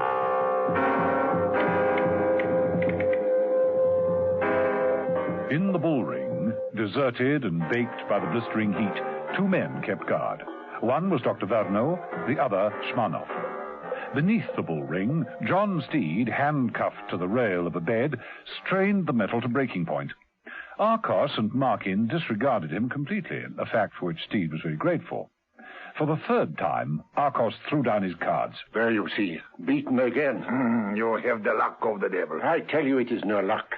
You really think you'll get away with it, Arcos? Realizing the number of things that could go wrong. Ever faced a real bull in a bull ring, Arcos? Think about it. I tell you that nothing can go wrong. Well, that also is a real load of bull. You wouldn't stand a chance upstairs in the ring, and you don't stand much chance now. I repeat, you'll never get away with this. I know we will. All right. Assuming that the fake me gets into the peace conference undetected, what then? A percussion bomb, like this one here. Arcos held up an object that looked like a small bullet. It is unobtrusive, but quite deadly. Where do you put it? On the chairman's shoe? Stick it on his heel and wait for him to stamp his foot in anger? It is an amusing idea, Steed, and one that is quite close to the truth. On the bench, in front of the chairman, will be a chairman's gavel, and he, of course, will bring the conference to order like this. Ole, there will be one big boom. The bomb will be in the gavel. Yes, boom indeed. But you've got to get it there, haven't you? It will be arranged. I have no doubt it will be arranged. Ole!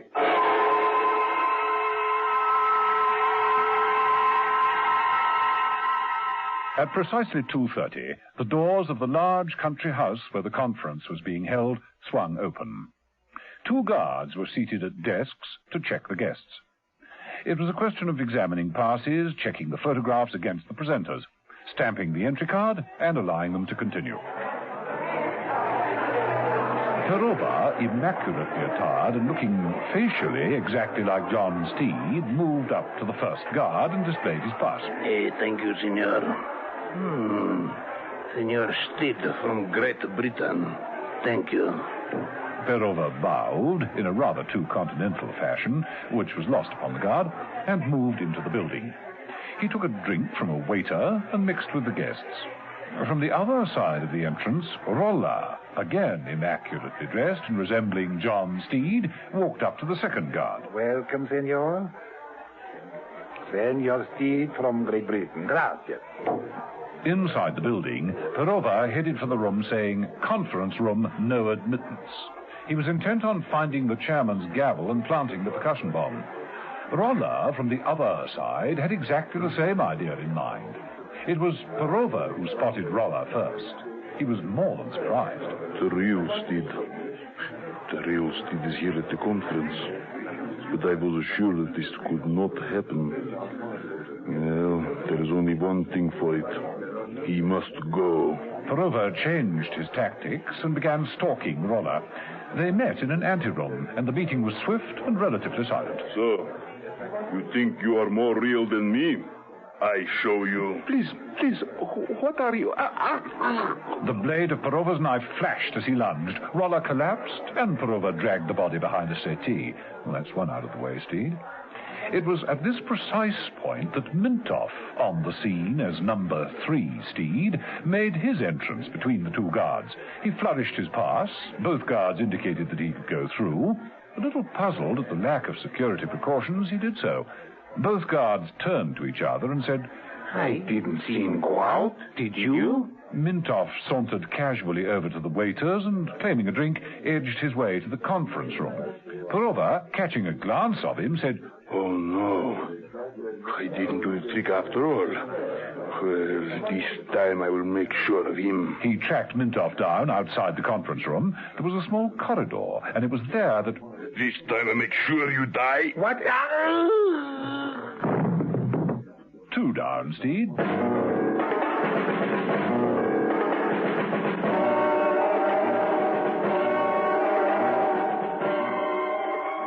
But of course Steed was unaware of all this excitement. So for that matter was Mrs. Peel. In other circumstances, she might have been susceptible to the Baron von Kurtz's undoubted charms, but at the moment she was still worried about Steed. I don't pretend to know what all this is about, but your friend Steed, he means a great deal to you. Yes, he does. He'll turn up, I'm sure. Well, he's in trouble, that much is clear. I only met him once, but he seemed to me a man well able to deal with trouble. Up to date, I'd say you were right. But he always has a way of letting one know. Look, I have a house here in Spain. Why not come back there with me? You'll be well chaperoned, I promise you. Look, I can't. There is somewhere that I should like to go. It has nothing to do with us. I just feel I should be there. If I'm not, then I shall feel that I'm letting Steed down. Do you understand? Not at all. But I should consider it a privilege to drive you there.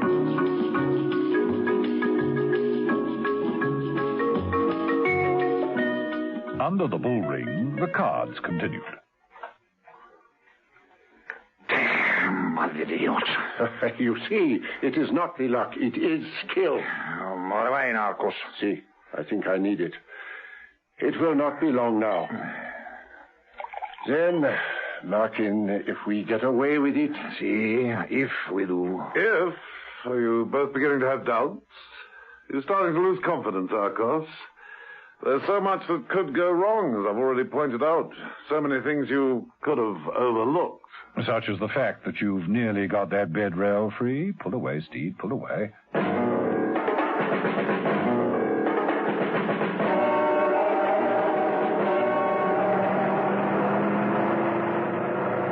Mrs. Peel, being driven by the Baron, had been quiet until she said, Turn left here. There's the place I want to go to. There? Yes? Oh, what's so funny? Forgive me, but you see, you have accepted my invitation after all. What do you mean? You mean that... That the large palatial residence in front of you is my house. I lent it to the authorities for the peace conference. It's the biggest place for miles around. You're surprised. I'm beginning to see a little daylight. You and this business with Steed, it has something to do with the conference. Yes, it has, but I don't understand. If you live here, then why? Why am I staying in a hotel? Well, crowds bore me. I like to feel I have space to breathe. You know what I mean? And there are the pursuing females. I'm afraid so. It's the title, you see. So many women long to be a baroness. Yes, I do see. But I don't think it's only the title. I wouldn't be too sure about that. I wouldn't be too sure at all.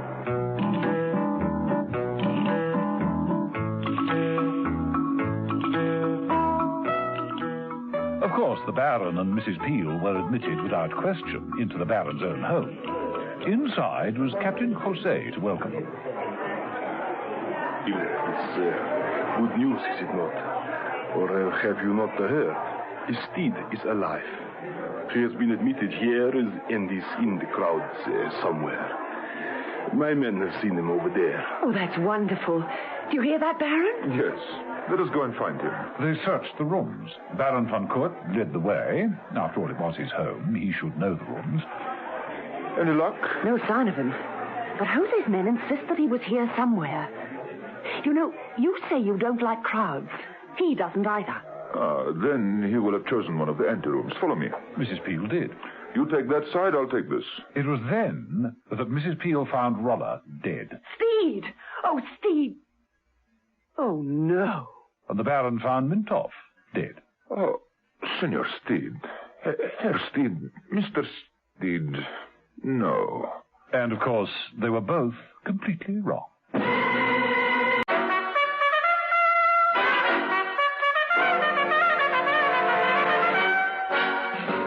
John Steed, still held a prisoner in the damp room beneath the bull ring, strained at the handcuffs that held him to the bed rail.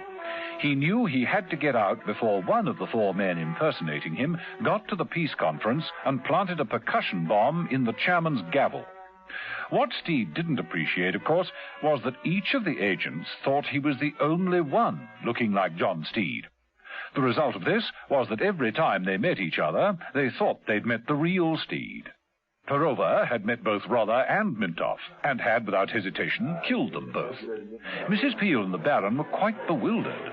So, for that matter, was Captain Jose. Yes. Astonishing. Amazing. If I hadn't seen it for myself, I would never have believed it. Both look exactly alike. And both look exactly like John Steed. But which one is Steed? Neither. Both are duplicates. How the transformation has been achieved, we will never know. But there it is. 2 dead Steeds. I think we need a drink. Don't you, Emma? A large one. This is very, very serious. Guards! Senor Capitano. Give orders. All the guards alerted. Shoot to kill. What? Si, senor. What does that mean, Captain? Mrs. Peel, it is a difficult decision.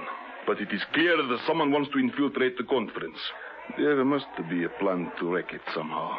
And someone has created a duplicate Steed in order to do so. Well? Well, under these circumstances, we must conclude that the real Steed is dead. And so, any other Steed must be shot on sight.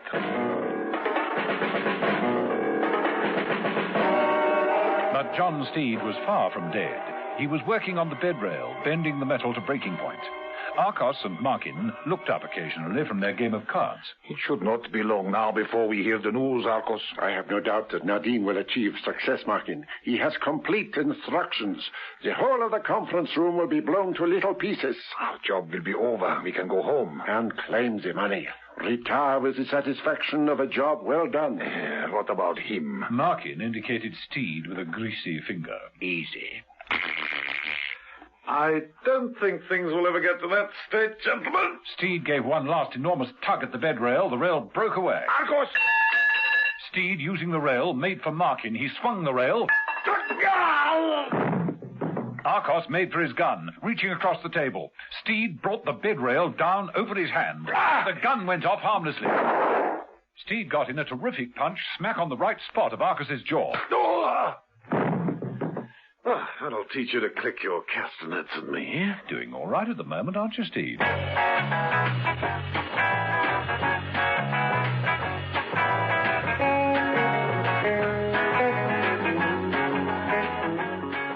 rest of the escape was easy. Steed got out of the deserted bull ring and into the nearest taxi. Habla usted inglés? Inglés. Sí, little, signor. Then you will take me to the peace conference and accept my grandfather's gold watch as a temporary payment. Sí, signor. Okay. Sí. It didn't take long to reach the Baron's home, where the peace conference was about to begin.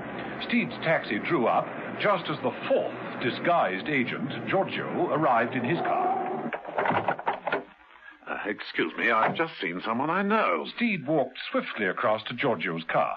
Before the astonished agent could react, Steed opened the car door, found himself gazing at his own face, and said, I hate to do this to those noble features. And threw a punch at Giorgio. Giorgio rode it and grabbed a gun. The two Steeds grappled. In the struggle, the gun went off. Giorgio collapsed, slumped forward over the front seat. That's 4 down, Steed, and 1 to go. Ole.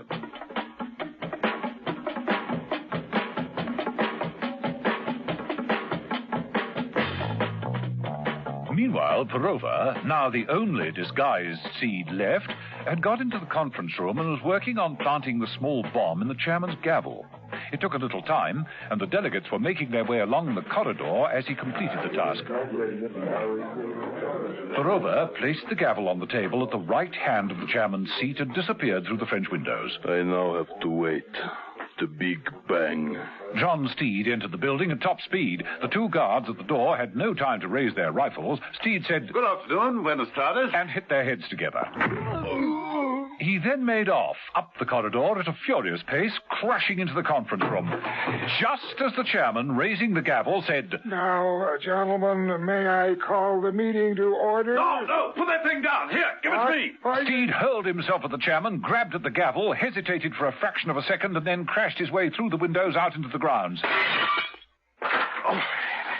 Steed threw the gavel as far away as possible and crouched in the bushes.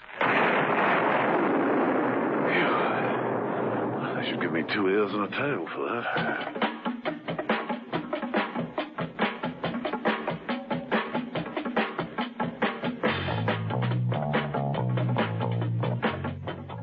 The effect upon the conference was catastrophic. He's trying to blow us up. He wants to... After him! Get after Steed! Kill Steed! Don't let him get away! You cover the exit! Search the grounds! Don't worry. He won't get away. Emma Peel, who had witnessed all this along with the other guests, wasn't so sure. You know, Baron, it doesn't make sense. You're telling me. cannot understand what is going on in my own home. Which Steed was that? Well, the point is, whoever it was didn't blow up the conference. Pardon? He didn't blow up the place. He had the bomb in his hand, but he crashed his way out into the open with it. No alternative. He was surprised. The guards were after him. I wonder. You don't think that... I mean, you don't imagine that he was the real Steed? Not a chance. Come on, let's get out into the grounds. I know them better than anyone. I want to get in on this, too.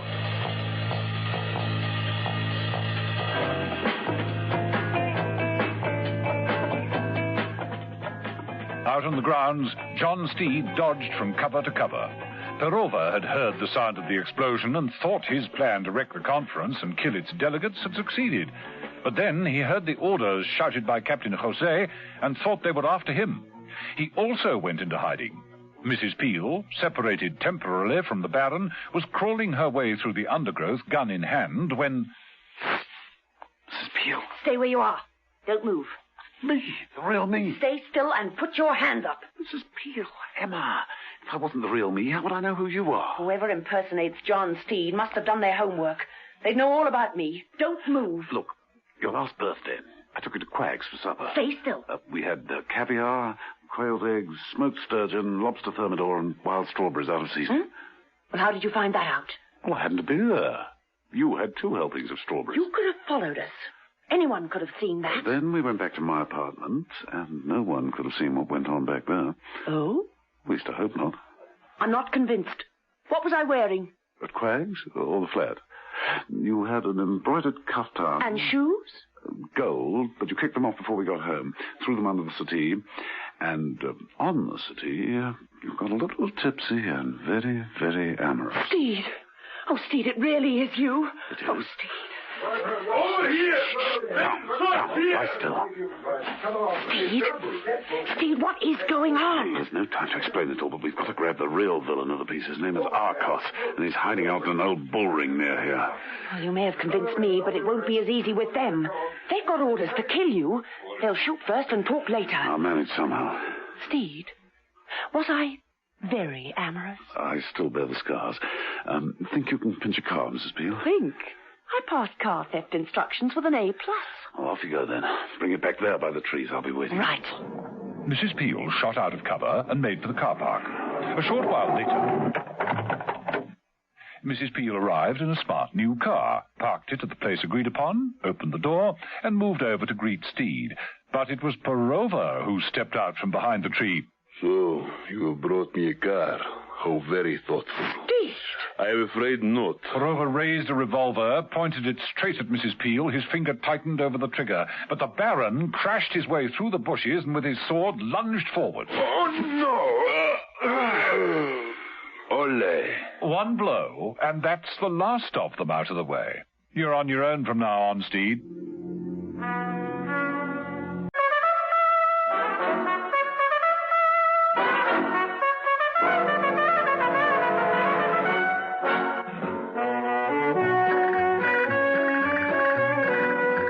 John Steed was sure he'd persuaded Mrs. Peel that he was alive and well, and quite genuinely wished to escape from Captain Jose's men in order to return to the bull ring and arrest Arcos and Markin, the 2 responsible for the plan to wreck the peace conference.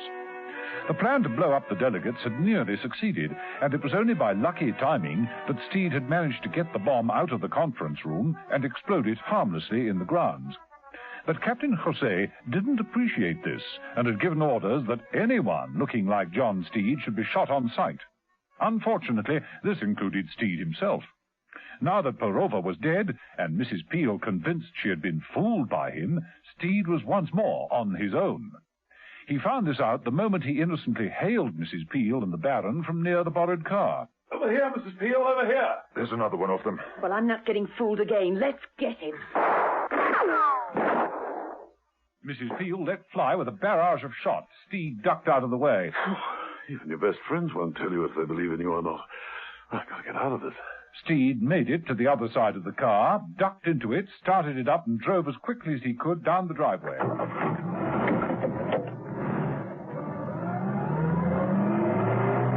Come on, Emma. My car's just down the drive after him. He mustn't get away. Come on. A short while after that, 2 cars raced up the main road towards the Tarragon bull ring. Steed in the first,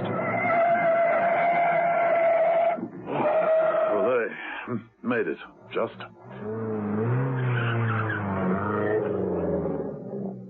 The Baron and Mrs. Peel in the second car.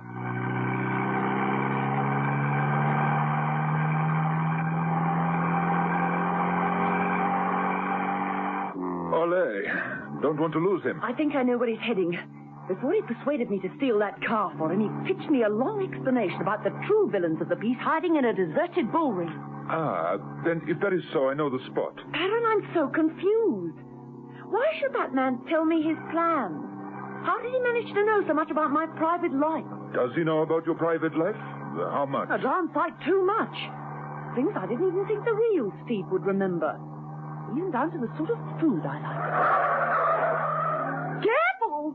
I like paella, but I don't want to end up like one. Not much further.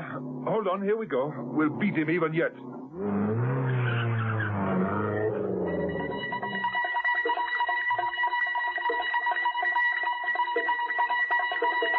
Steed may have made up his mind to get Arcos and Markin, but Arcos had ideas of his own.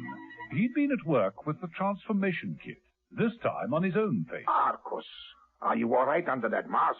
See, I think I'm fine. It is working. It should be set by now, surely. Come on out from under there. I remove the mask, so... There. And how do I look? Like all the other versions, exactly like John Steed, but why? Simple. Everyone will be searching for me as the man who succeeded in blowing out the delegates at the conference. No one will question John Steed. Once we killed him, I shall be free to impersonate Steed back in London. Think of the information I shall be able to sell to foreign powers. Millions. I shall be a very, very rich man indeed. Ah, clever. I admit you are clever, hombre. Now, as to adjust the rest of my appearance. The London suit, the bowler, the umbrella, and I am Steed complete. Yeah. While I do so, you had better go up into the ring and see that all is well. Dr. Verno and Smirnoff are doing guard duty. If anything suspicious occurs, inform me immediately. Go quickly, Markins. Easy. I go.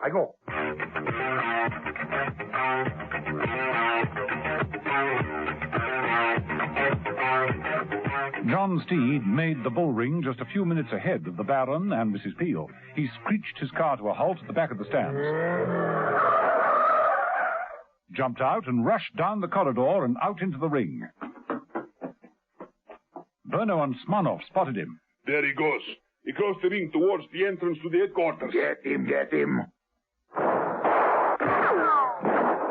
Steed tore across the hot sand, the bullets splattering themselves around his feet. He made the other side of the barrier and plunged down the tunnel that led to the underground room. The two men were after him. He got there just in time, slammed the heavy door and locked it.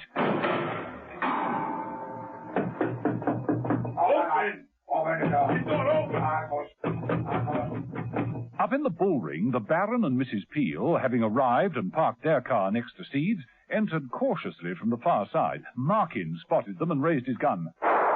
Down! Hold this fire, Emma. I'll try and get him from the other side. Work my way round. Right!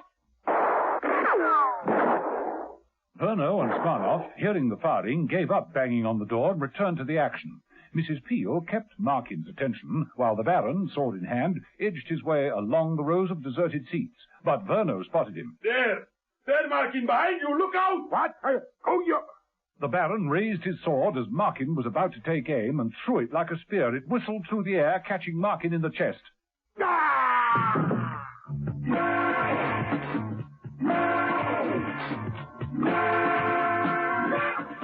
While all this was going on in the hot sunlight, Steed, back under the bull ring in the enemy headquarters, tried to adjust his eyes to the gloom. In the shadows stood the figure of Arcos. He held a gun. Arcos! Steed returned. Yes, the game is up, Arcos. You hear the sounds of pursuit? I have friends. They'll be here at any moment. You've lost, Arcos. Not Arcos. Take a good look, Steed. Arcos stepped out of the shadows. Steed found himself looking down the wrong end of a gun and then staring into his own face. You are amazed. My last line of defense. A nice touch of Arnie about it, don't you think? Now I am you. Like a drink? Arcos moved forward and, not taking his eyes off Steed or moving his gun off him, placed a tankard of wine on the table. Drink. It will be your last. You see, there cannot be two of us. That would never do. Cheers. Did I ever tell you how I clobbered your man Markin? It was simple. I threw wine in his face. Steed threw the wine at Arcos. It blinded him for a second, and in that second, Steed grappled for the gun. The gun went off. The bullet caught Arcos in the shoulder. Steed slipped and crashed to the floor. Arcos, clutching his wounds, staggered for the door, unlocked it, and made for the open, where a battle royal was going on between the Baron and Verno. They both had claimed swords and were fighting it out in the middle of the ring. Come, my friend. The odds are equal. I kill you. I kill you like a fool. Not like that. Ole! Ole it is, clumsy fool. Mrs. Peel, without any sword and out of ammunition, had tackled Smirnov. Using a matador's cape, she held him at bay with ease. Ole! Ole! Ole! Arcos, staggering into the light, was seen by Markin, who lay nearly dead by the side of the ring. Steed. I'll get Steed if it is the last thing I do. Markin reached out a blood-stained hand and found his gun. He raised himself on one shoulder and took careful aim. No, Markin, I am not Steed. I am Arcos.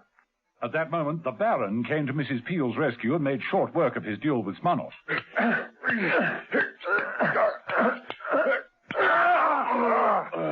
Ole, it is. Good work, Baron. John Steed stepped out into the bull ring. There's another of them. Let's get him. No, that's the real Steed. But how can you tell? Well, who else would smile at a time like this? John Steed advanced across the sand, and he was smiling. Ole, Steed. Ole, Steed. You know, I think there have been too many Oles and not enough hellos. Hello, Mrs. Peel. Hello, Steed.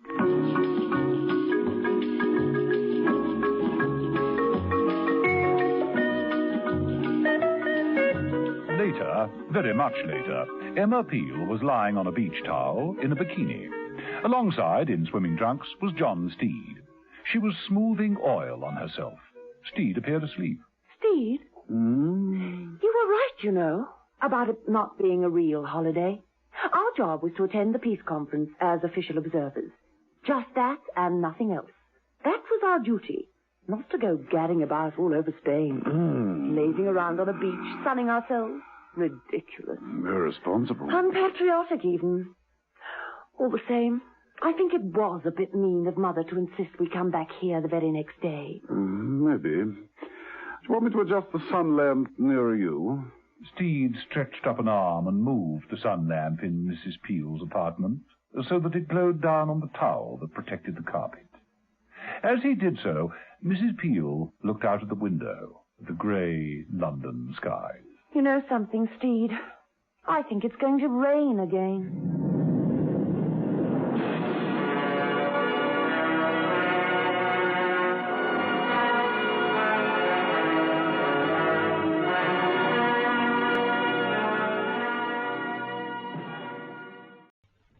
Now, from the makers of Cold Water Omo... Business reports were neatly stacked on Samuel Hammond's desk in his well-furnished study.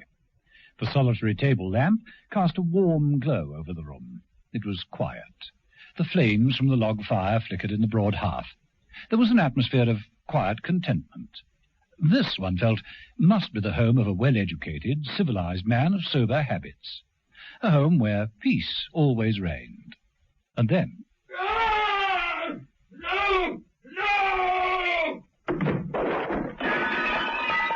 The silence was shattered by a terrible scream and a crash.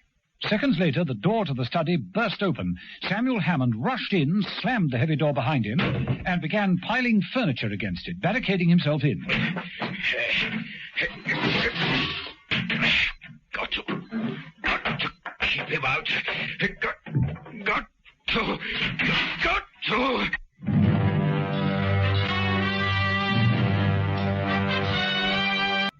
Cold Water Omo has really powerful cleaning action. Mrs. Senior discovered this. My husband wears overalls to work, and they come back very sort of greasy and dirty.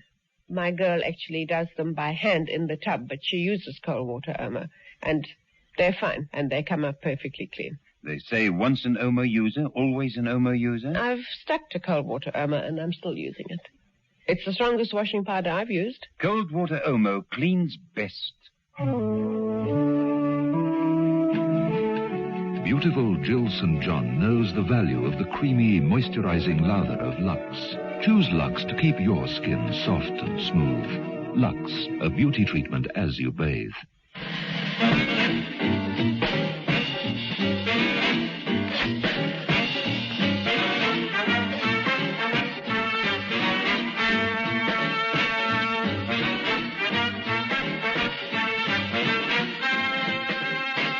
Episode 1 of this story, in which John Steed and Emma Peel start their investigations into the strange case of a deadly gift. Samuel Hammond, a large man in his mid-50s, had the demeanor of an ex-army officer, and normally his training made him a disciplined, thoughtful man who rarely panicked. But that evening in his study, all calmness was thrown to the winds. He worked like a madman, piling everything he could lay his hands on, a low settee, tables and chairs, in front of the heavy door.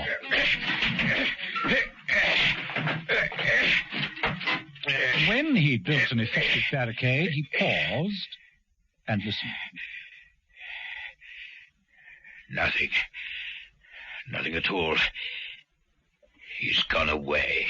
He mopped his wet forehead with a spotlessly white handkerchief and moved towards the desk, reaching out for the telephone. I must get help. I must.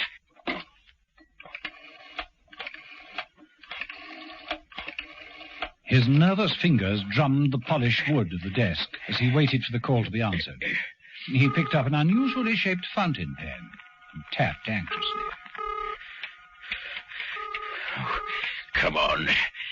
Come on. There was no reply. And then another sound became audible, the sound of enormous, clumping footsteps. Hammond dropped the phone back into its cradle. He reached for a large shotgun on the wall. He opened the desk drawer with trembling fingers, found 2 shells which he loaded into the gun, and briskly snapped the barrel back into place. The footsteps, which had got louder, didn't stop at the door. They broke through it, pushing aside all the furniture as though it wasn't there. No! No! Hammond raised the shotgun and emptied both barrels at the enormous figure of a man who appeared through the wreckage. The figure stopped in front of the desk. There was a curious whip-like sound as it raised one arm and brought it down on Hammond. The shotgun fell to the carpet, the metallic barrel twisted into a curved loop like a piece of soft wire.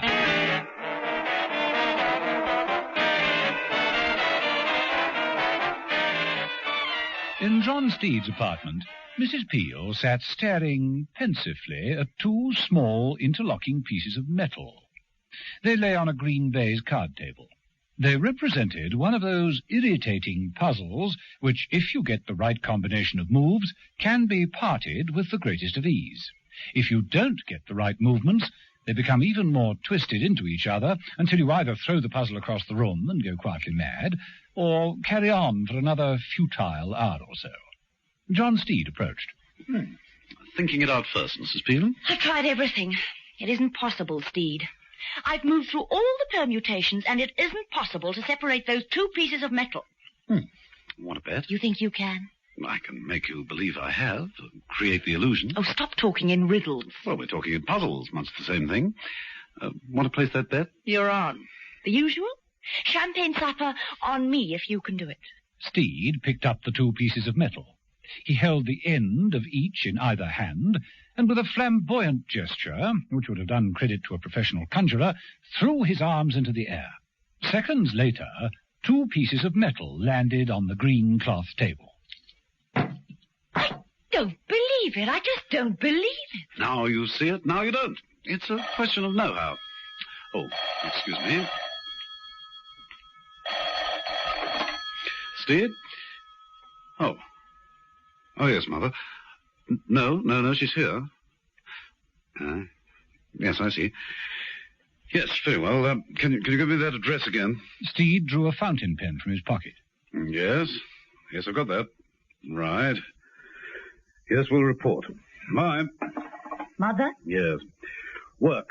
Come on, Mrs. Peel. Let's leave the playthings and get down to business. Right.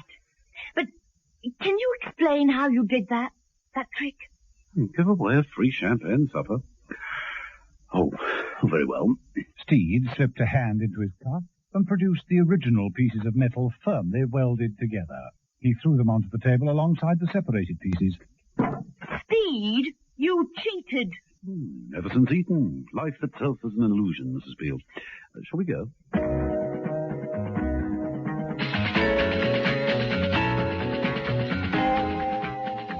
In the study of Samuel Hammond's house, John Steed prodded with the end of his umbrella at the broken hinge of the heavy door. He moved about the room, taking in every detail with a professional air. The body of Samuel Hammond had been removed, but the twisted shotgun still lay on the desk. Interesting, isn't it, Mrs. Peel? What on earth is it? Shotgun. Rather unique. Wherever you aim, you'll hit the chandelier. I thought you might like to check on Mother's files. Should I recap? Please do. First victim, Walter Carlson, found dead in his apartment on the 5th, fractured skull. Number 2, Andrew Denham in his penthouse on the 6th, fractured skull. And last night, Samuel Hammond... Don't tell me. Fractured skull? Broken neck. Oh, sorry. Well, here's the list of their holdings. Carlson was chairman of commercial imports, Denham head of auto engineering, and Hammond on the board of electrical industries. All the way up in the top bracket. Where the vultures gather. Meaning? Well, it's difficult to reach the top without making enemies. Could it be revenge? Some hired assassin? No. No, professional killers don't use a battering ram to get to their victims. Whoever came through that door was in a wild frenzy. I suppose Hammond wasn't expecting anyone. Seen an appointment book? Well, there is a desk diary, but at the time of death, one wouldn't have expected a visitor. At least, not that type of visitor. There's a note down here, Harachi, 2:30. No other entries. Well, it looks like a dead end. Correction, 3 dead ends. Yes. It makes one wonder if there'll be a 4th, doesn't it?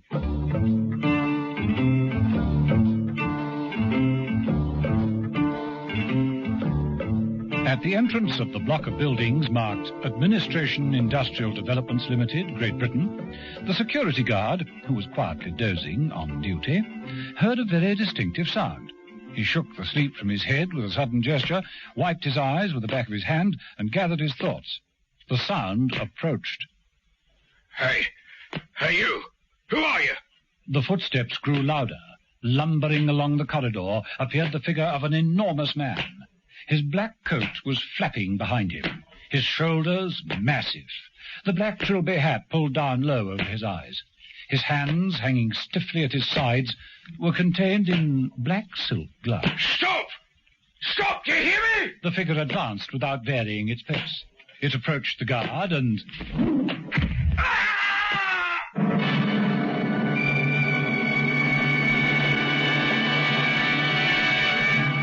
The noise didn't penetrate to the inner office, where Lambert, a well-groomed, high-powered executive, was talking on the telephone. Have you got that figure, Miss Forbes? Yes, Mr. Lambert. How's the Harachi deal? Well, I'm seeing their representative this afternoon. Excuse me a moment. The other phone's ringing. Lambert? What? Well, why call me? You've got a dozen men in security. Now, don't bother me again. You still there, Miss Forbes? Yes, indeed, sir. What seems to be the trouble, Mr. Lambert? That was security. It seems that someone has got in without a pass. Nothing to do with us. Now, look here. About that estimate. I want the whole cost of the first quarter and... What the devil? Hold on a moment, Miss Forbes. What is it? What is it, Mr. Lambert? Just hold on. Lambert pushed back his chair and stood up, heading for the door. But before he got there, a gloved fist crashed through the wooden panel. Lambert reacted by rushing to the desk and opening a drawer. He grabbed a revolver and pointed it at the enormous figure that burst through the door. Who are you? What do you want? Keep away, or I'll... Lambert emptied the entire barrel at the advancing figure. It continued relentlessly, stopped in front of Lambert. No! No!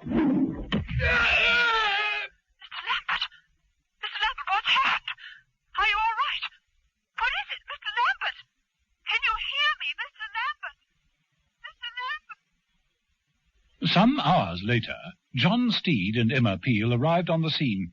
Steed walked through the broken doorway. Extraordinary. Much easier to have just used the handle. The guy who was knocked out said the man was enormously big. And he was bulletproof, too. Look. Steed picked up 2 blunt-nosed bullets from the carpet. These bullets must have been fired at point-blank range. They merely flattened themselves on the target. A bulletproof man, and he got victim number 4. Nasty. You say that Lambert was on the telephone when all this took place? Yes, that's right. Miss Forbes, company secretary. She heard it all. The crashing as the door was broken down, Lambert's screams, the revolver shots, and then a curious whip-like sound. Whip-like? Well, that's what she said. After that, Lambert groaned and the line went dead. Well, let's see what the papers on the desk have got to offer. Looks like the usual business stuff. In tray, out tray. What's this? Mrs. Peel, you remember Samuel Hammond's diary? He had an appointment with some business people called Hirachi, didn't he? That's right. The Japanese electronics firm. Well, he must have done business for them, and so did Lambert. Look. Mrs. Peel took a letter from Steed and read, Honorable gentlemen, our representative, Mr. Tosomo, will be in your capital, London City, on the 12th. Would you kindly lift the telephone for the appointment? We remain obediently and faithfully, etc., on behalf of Hirachi Corporation, etc., etc. Well, isn't that nicely worded? Well, it would appear that Mr. Lambert did lift the telephone. He made an appointment for 3 o'clock. Now, let me think. Hirachi were in the news a few weeks back, weren't they? They've developed some new circuit element to replace the transistor. Really? Well, it could revolutionize the electronics industry. Lambert may have been competing for the European concession. Steed moved over to the sheet which covered the body and lifted it with the end of his umbrella. Well, this honourable gentleman's out of the race now. It's difficult to compete with a broken neck. Mrs. Peel moved forward and looked down at the body. 1 second, Steed. Look at the position of his head. He's been hit from the front, yet there's not the slightest bruise on his face. Conclusion? Honourable Lady, conclusion? Yinko. I beg your pardon? Yinko. Honourable Lady, mind translating for ignorant gentlemen? My Japanese is a bit rusty. It's a blow from the deadly art of karate, delivered by an expert. Breaks the neck easier than a hangman's noose. Oh, were there many experts around? Just a few. Barely a handful in the whole of this country. Then we'd better consult one of them, hadn't we?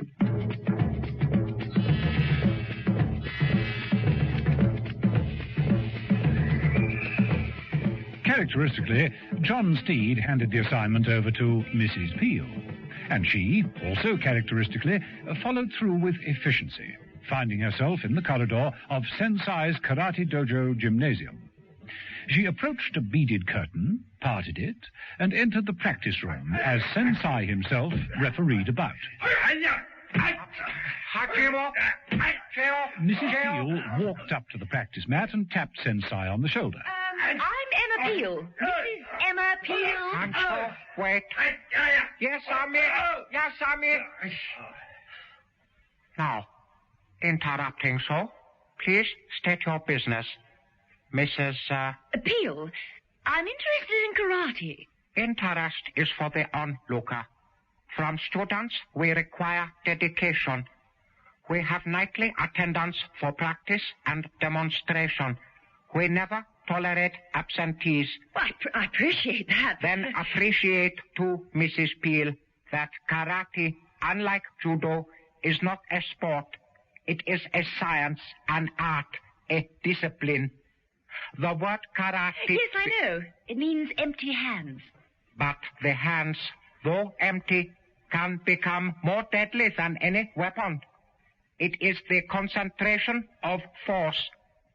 Like this. The development of skill and courage. Nothing can stop it.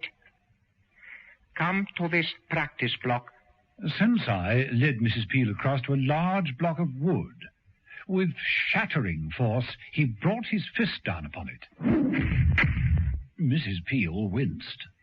Sensei smiled and flexed his fingers as though he'd been patting a feather pillow. Some of my students can split a roof tile with 1 finger. And one, whom we call Oyama, the tall mountain, can shatter a door with a single stroke. How interesting. So you see that it is difficult for a woman to compete in such company. It's the idea of the competition that appeals to me. Then I suggest that perhaps fencing would be more suitable to your purpose. Oh, forgive me if I disagree, Mr. Here I am known as Sensei, the knowledgeable one. Sensei gave Mrs. Peel a curt bow and clapped his hands. From the far end of the room, a white-clad figure appeared. It was a woman dressed in practice robes. She moved swiftly and silently towards them. This is Oyuka. And Oyuka means? The immovable one.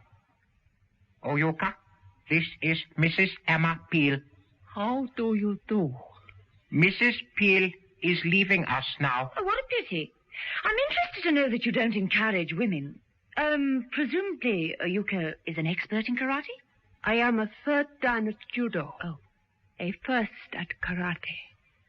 There are few men who could pass me if I didn't wish them to. And few women?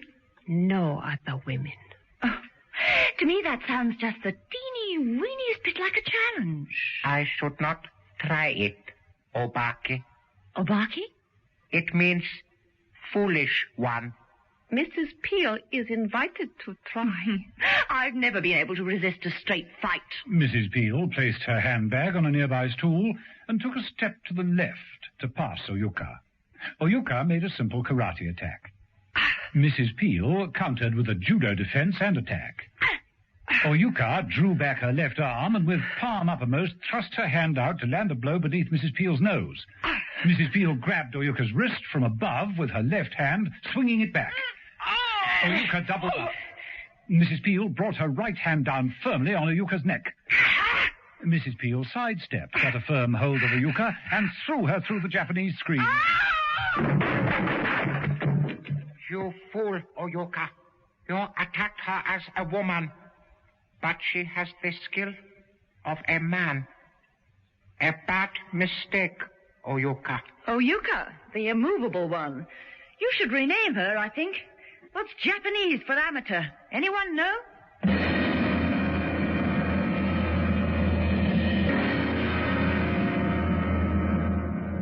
While Mrs. Peel was brushing up on her karate, John Steed was paying a visit to the Hirachi Corporation.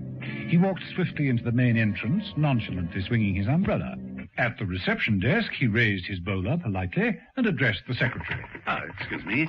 I represent industrial development. Yes, sir? Mr. Tusama's expecting me. 3 o'clock appointment? Oh, yes. Please be seated, Mr. Lambert. Well, I'm afraid I'm not Mr. Lambert. John Steed. Mr. Lambert is regrettably indisposed. You have a letter of authority, then? Oh, yes, indeed. Here we are. The young lady read the letter quietly, picked up the phone, and made a brief call. Mr. Tusama? Yes? Mr. Lambert is indisposed. Mr. John Steed is here from Industrial Development. Please, ask him to come in. You may go in, Mr. Steed. Steed looked around him at the many screens of the reception room. The door is the glass panel with the black dragon on it, Mr. Steed. Oh, yes, of course. I suppose I should have guessed. Thank you. Mr. Steed. Do come in. Please to be seated. Thank you. You will forgive briefness of meeting. Time is short and there are many representatives. Oh, I do understand. You are acquainted with our recent development? Well, I'm aware that you've produced a new circuit element to replace the transistor, and I'm here to negotiate the rights for concession. This heralds a new age, Mr. Steed. Computers no bigger than a matchbox. Pocket television. Radio smaller than a wristwatch. You have a worldwide patent? Hardly necessary. The manufacture of the element is complex and would require capital outlay of 50 millions. 10 years before we have a competitor. So the concession will go to whichever company offers you the largest slice of profit. I suppose it's pointless to ask what offers you've had already. Regret that other competitors cannot be disclosed. Well, naturally I shall have to consult my board, but I'm sure our offer will be favorable. Of course, we can't compete with your production facilities. May I look at these photographs of your plant on the walls? Of course. Allow me to explain them. While Tusamo was giving facts and figures with his back turned to the desk, Steed quickly flipped open a folder containing a list of competitors. He then raised his umbrella. The handle swung back and revealed a miniature camera. The shutter moved silently. Smart work, Steed. Yes? Your next appointment is here, Mr. Tusamo. Thank you. Mr. Steed is just leaving. Well, you'll be hearing from us shortly, Mr. Tusamo. Goodbye. Thank you. This way out, please. Goodbye.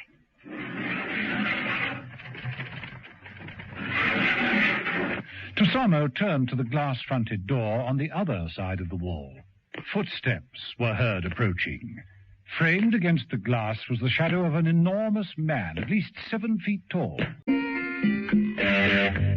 John Steed and Emma Peel could only proceed on the little evidence they had in this rather curious case. 4 men had died, and each in very similar circumstances, all with either fractured skulls or broken necks. To Mrs. Peel, it looked like the work of one man, a superb karate expert. She'd investigated several judo and karate studios in London. The most interesting one was Sensei's gymnasium. Her brief encounter there with Oyuka, the immovable one, a woman expert, had proved quite satisfying. Mrs. Peel's performance had certainly qualified her for membership. She permitted herself a grin of pleasure as she recalled the amazed look on Oyuka's face as she picked herself up, having been thrown through some Japanese screens. Perhaps the look still showed on Mrs. Peel's face when she turned up at Steed's apartment.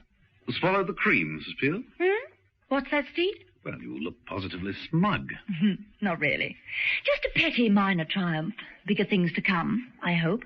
How are things with you? Well, come into the kitchen. I'll show you. Steed led the way into his kitchen. There, on the draining board, was a photographic enlarger and a recently developed print. Steed picked it out of the fixing solution and washed it under the tap, drying it on some blotting paper. Interesting. A list of names and firms. All in competition for the rights of concession to Mr. Tusamo's business at the Hirachi Corporation. I interviewed the said honourable gentleman earlier. No, rather, he interviewed me. And the concession goes to whatever firm offers the largest profits. He was cagey and wouldn't say what offers he'd had. We have a saying, Mr. Steed, in darkness, ceiling is always higher. So you had to pinch the information. How'd you do it? Well, as Tusamo might say, We have a proverb, he who talks too much forgets his listener. Now that's not Confucius. All right, you are. John Steed, actually. How did you get on with the karate mob? Oh, I made out all right. They'll soon to be having to find a Japanese name for me. I'm learning fast. Going through with it? Mm-hmm. How often do they get together? Nightly. Is there a list of members? Well, that wouldn't help. They all have these wretched pseudonyms. I dealt with Oyuka, the immovable one, who was quickly removed. I can't wait to meet Oyama, the tall mountain. Oh, come now, Mrs. B. What's he got that I haven't? A hobby. You mean photography, like this? No, splitting down doors, like this. Destructive. Steed finished drying the photographic print and pursed his lips with interest. Well, now, isn't that interesting? Let me see. 2:15 p.m. commercial imports, 2:30 p.m. electrical industries, 2:45 p.m. United Automation, 3 p.m. industrial developments, 3:15 p.m. Jeffcoat Products Limited, 3:30 auto engineering. Yes, and victim number 1 was Carlson, negotiator for commercial imports, 2 Denham, auto engineering, 3 Hammond, electrical industries, 4 Lambert, industrial developments. As they say, a puzzlement. But if you kill off one negotiator, they replace him with another. No, it's not so easy. There's a lot of paperwork, meetings, discussions, and Tusano's only in London for 36 hours. Let me see that list again. We're left with Jeffcoat Products and United Automation. Any preference, Mrs. Peel? I think I'll take Jeffcoat Products. It doesn't sound so automatic as United Automation, does it, Steve?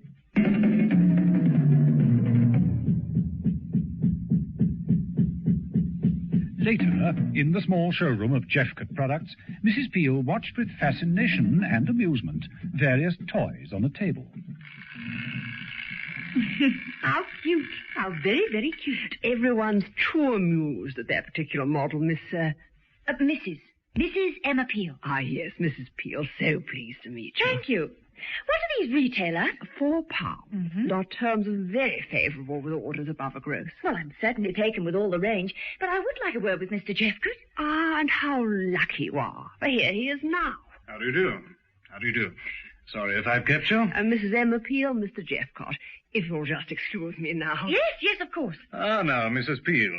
I gather that you represent the Gorringer store. Yes. We just opened a toy department. Well, I'm sure we can find plenty to interest you. We've no equals in the field of electronic toys. These, for instance. Oh, here's something we're all very proud of. Jeffcott bent down and lifted a small woolly dog and placed it on the table. It comes when it's called. Go on, try it. Oh, all right. Here, boy, come here. It works. It's walking towards me. How marvellous. Oh, of course, novelties are only a fraction of our business. We produce everything from tea makers to radar equipment. And with the new advance in electronics, we've lots more ideas on the drawing board. Have you got a catalogue? Yes, I brought you one. Here you are. And now will you excuse me? I'm awfully sorry, but I'm afraid I have an appointment. Oh, not to worry, because, curiously enough, so have I. I hope we shall see you again. Oh, I'm sure you will, Mr. Jeffcott. I'm sure you will.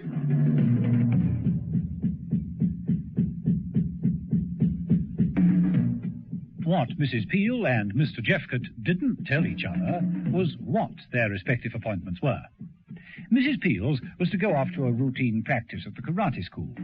She bowed politely to Oyuka, who attempted a withering look, quite lost on Mrs. Peel, and changed into her practice things, taking up her position in the line with the rest of the students. Sensei made an announcement.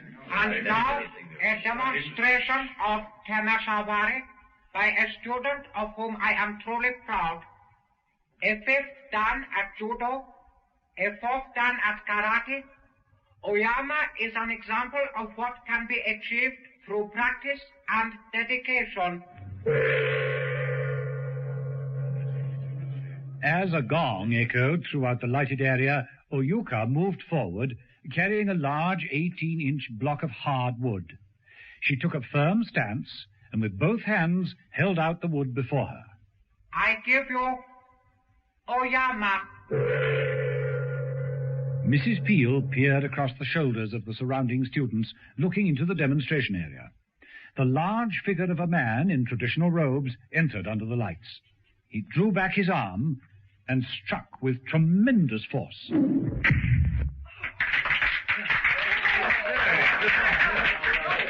The man slowly turned and faced his audience. He smiled. It was Jeffcott.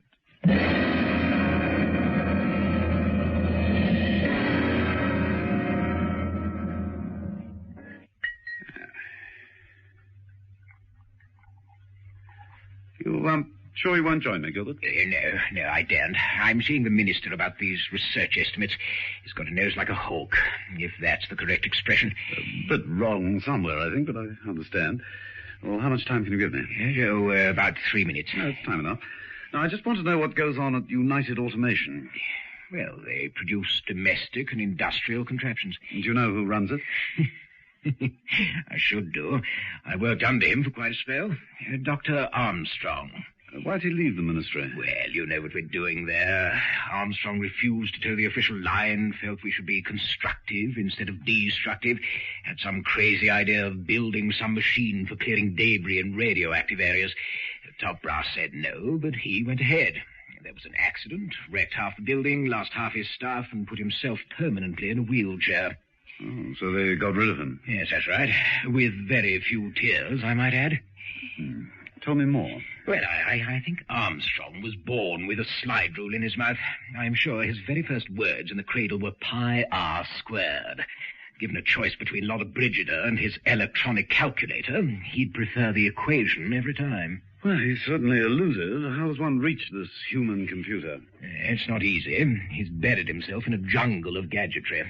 I'll need to start pulling a few strings. Then start pulling, Gilbert, old son. Start pulling. In the anteroom of United Automation, John Benson crossed over to a panel that contained a television screen. He switched it on and reached for a microphone. On the screen flashed the large, confident face of Dr. Armstrong. He barked out, Well, Vincent? I've seen Tusamo again. Go on. There are 2 offers still to come. 2? Who's the other one? I don't know.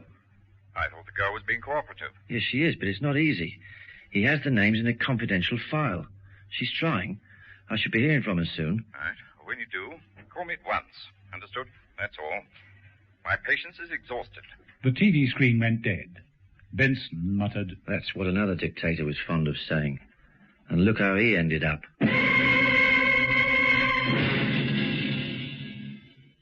Shield gives a confidence that actually shows. In your eye. Put on Shield deodorant and it's dry in seconds. That's the way it stays right through the day.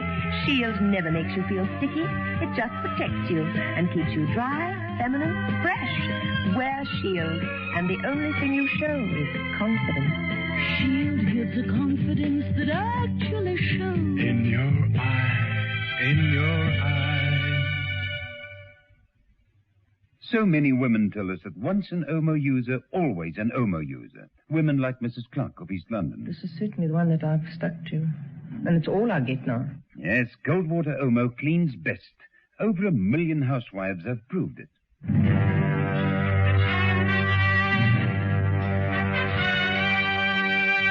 The Avengers.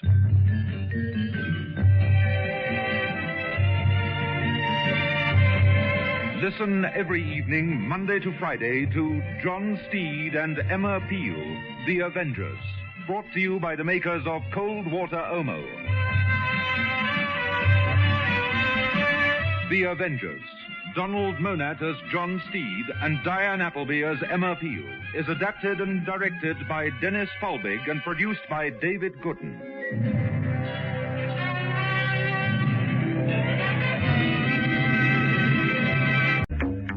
John Steed took himself off to the offices of United Automation.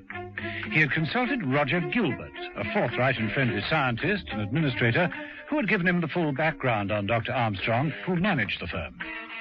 Dr. Armstrong was an ex-ministry man and something of an inventor. From what he'd been told, Steed formed the hunch that Armstrong was all-important and connected with the deaths of the 4 men who appeared to have been chopped down by a karate expert. Steed was looking forward to the meeting. The offices of United Automation seemed deserted. There was no reception desk, no one on duty. Steed walked across to what appeared to be a clocking-in device. A small notice read, "Insert your appointment card here." Well, with pleasure.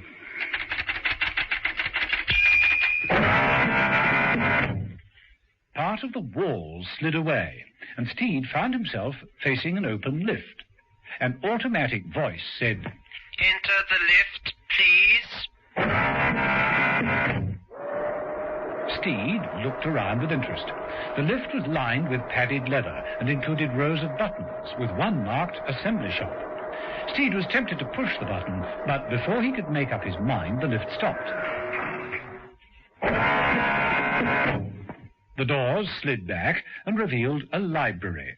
Books lined 3 walls from floor to ceiling. The 4th wall consisted of a large electronic computer, impressively arrayed with complex dials and indicators. Above the desk of the computer was a wide radar scanning screen and 2 television monitoring screens. As Steed moved over to these with a great deal of interest, the door near the computer opened. Dr. Armstrong entered in a special automatic chair, which carried him swiftly the length of the room and stopped behind a large desk. Mr. Steed? Yes. Dr. Armstrong? Please stay where you are. My infirmity in no way impedes my activity. Armstrong made a few adjustments to dials on the armrest of the chair. The chair slid neatly forward and came to rest in front of Steed. Armstrong extended an arm from under a travelling rug and proffered a fleshy hand. How do you do? I'm afraid you'll have to be brief, but please sit down. Steed looked around for something to sit on. A leather chair suddenly appeared from the floor. This is the age of the push button, Mr. Steed. My factory is entirely automated. Well, the appointment card is rather neat, but couldn't it be duplicated? It's recoded for every visitor. You've no staff at all? Only for maintenance and for sales. As a journalist, you'll appreciate that we human beings are, well, fallible, temperamental, and so often unreliable. But a machine, such as this chair, however, is obedient and invariably more competent. Machines do go wrong. No, indeed. So one builds each circuit in triplicate. Failure can be rectified automatically without the risk of, shall we say, hemorrhage or surgery. A perfect, trouble-free labor force available at one's fingertips, as you can see. Armstrong's podgy fingers lifted the arm of Steed's chair, revealing a set of controls. He pressed various buttons. Security. Steel shutters over the doors. Efficiency. Comfort. Lights glowed from above. Cold air swept into the room. And relaxation. Very restful. But that music wasn't composed by a computer. It will be, in time. We've machines that not only work, they think. Come to the computer. I take this punch card. It is programmed for a complex equation. We drop it in and press a button. There, the answer. Steed gazed down at the strip of undecipherable punch tape that gushed from the computer. I'll take your word for it. Correctly programmed, the machine could answer all questions on finance, science, and even military or political matters. It could supplant the human brain entirely. Is that for publication? I'm theorizing, of course. The problem is size. But with the development of new circuit elements, it can only be a matter of... excuse me. Of course. Steed got up and moved down the computer as Armstrong picked up a small internal telephone. Yes? I have the information. Go on. An offer is expected from Industrial Developments. But Lambert is dead. They've no one else to negotiate. Someone else has turned up. A man called Steed. John Steed. What? Turn on your TV scanner. Is this the man in the room with me now? Yes. That's the one that followed me in. That's him. Right. Leave this to me. I'll see you in a moment. Well, Mr. Steed, I hope this has been of interest. Oh, it has indeed. Well, I never let my visitors leave empty-handed. Here, a pen. Armstrong held out to Steed a distinctively shaped fountain pen. We hope to market these very shortly. A solid ink. Solid. The temperature of the hand electronically feeds a stream of carbon particles into the nib, emitted only on contact. Cannot leak or dry out. Refilled once in 10 years. The felt pen manufacturer's going to love you. You accept the gift? Of course, thank you. It's been a most informative visit, Doctor. My pleasure, Mr. Steed. You'll find the lifts are open. Goodbye. After Steed had left, the other door opened and Benson entered. What was he doing here, Doctor? Snooping, undoubtedly. Well, why let him go? Benson, you're employed to take orders, not give them. I may be confined to this chair, but I'm quite capable of dealing with Mr. Steed. But first we've got someone else to deal with. Prepare for target assignment at once.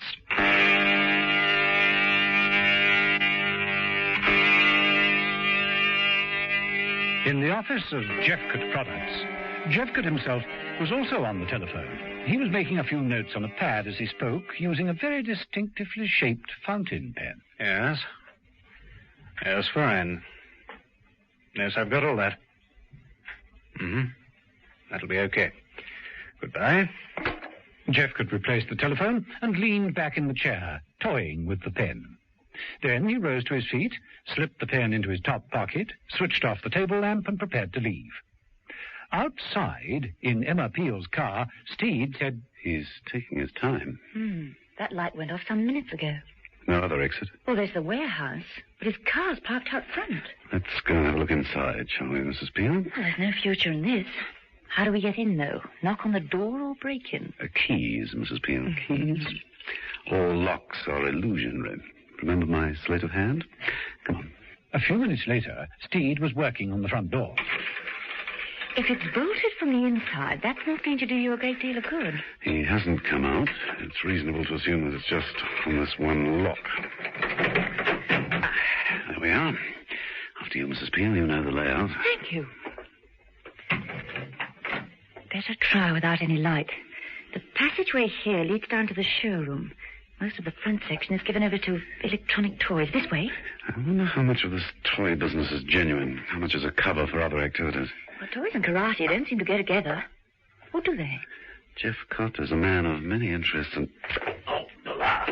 Steed, who had been following Mrs. Peel through the darkened showroom, had been careful not to disturb any of the toys, but he tripped. His foot shot out and hit a large doll, knocking it over. I love you. I love you. I really do. Oh, I love you. Steed, you never told me before in so many words. That devil just shut the thing up. Let me do it. Only girls should play with dolls. Here, give it to me. Oh, very effective. Come on, but be careful this time. We could have disturbed... Wait. Listen.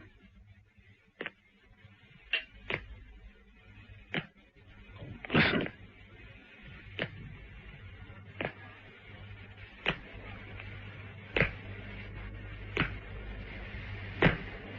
What the devil? It's coming from above.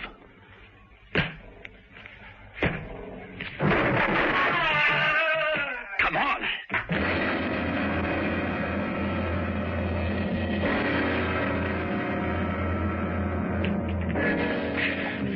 Through here. Wait. Light.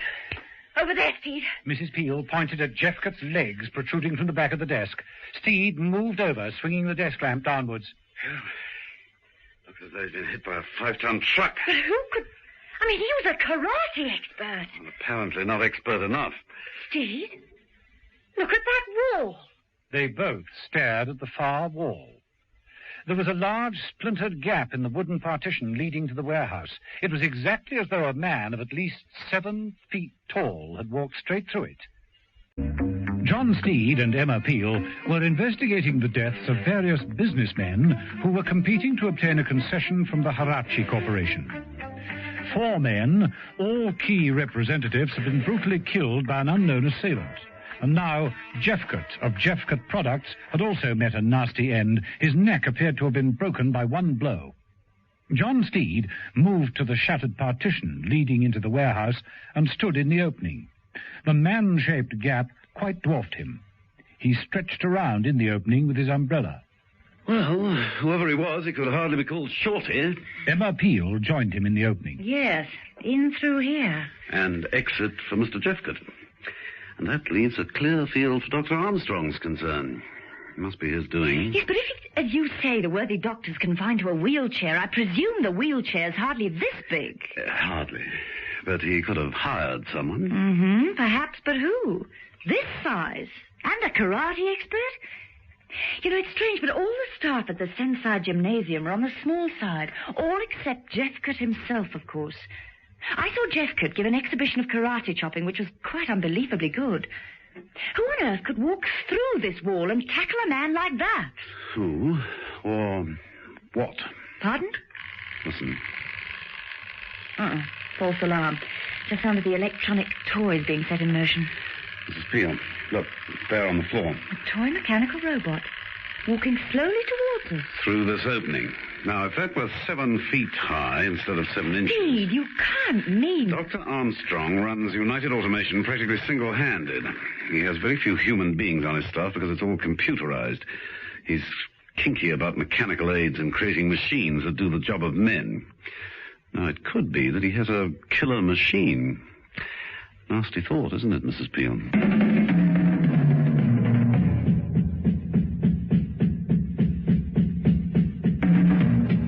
Back in Mrs. Peel's apartment later that night, John Steed was making final preparations. What's that, Steed? Just trimming round this punch card. You think it'll work? I had a feeling I'd be paying Armstrong a second visit, so I got Gilbert to produce what you might call a skeleton key. This is it. Now, here we have 2 punch cards, identical in the shape of the original, complete with perforations.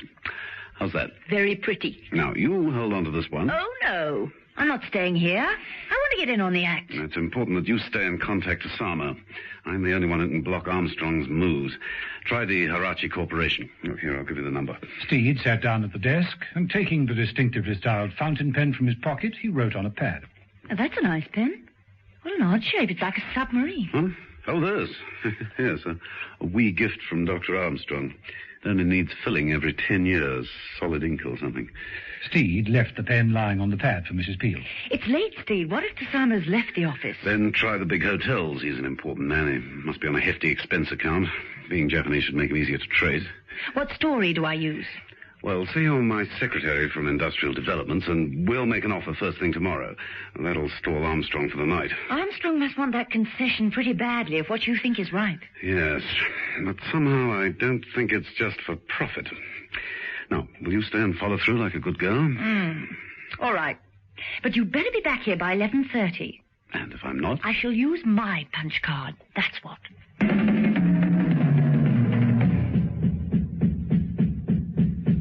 Steed used his own punch card to gain admittance to United Automation.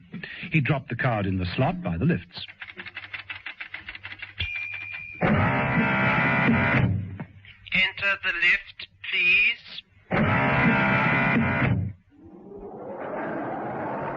Steed wondered privately if Armstrong had any method of monitoring the lift's movements.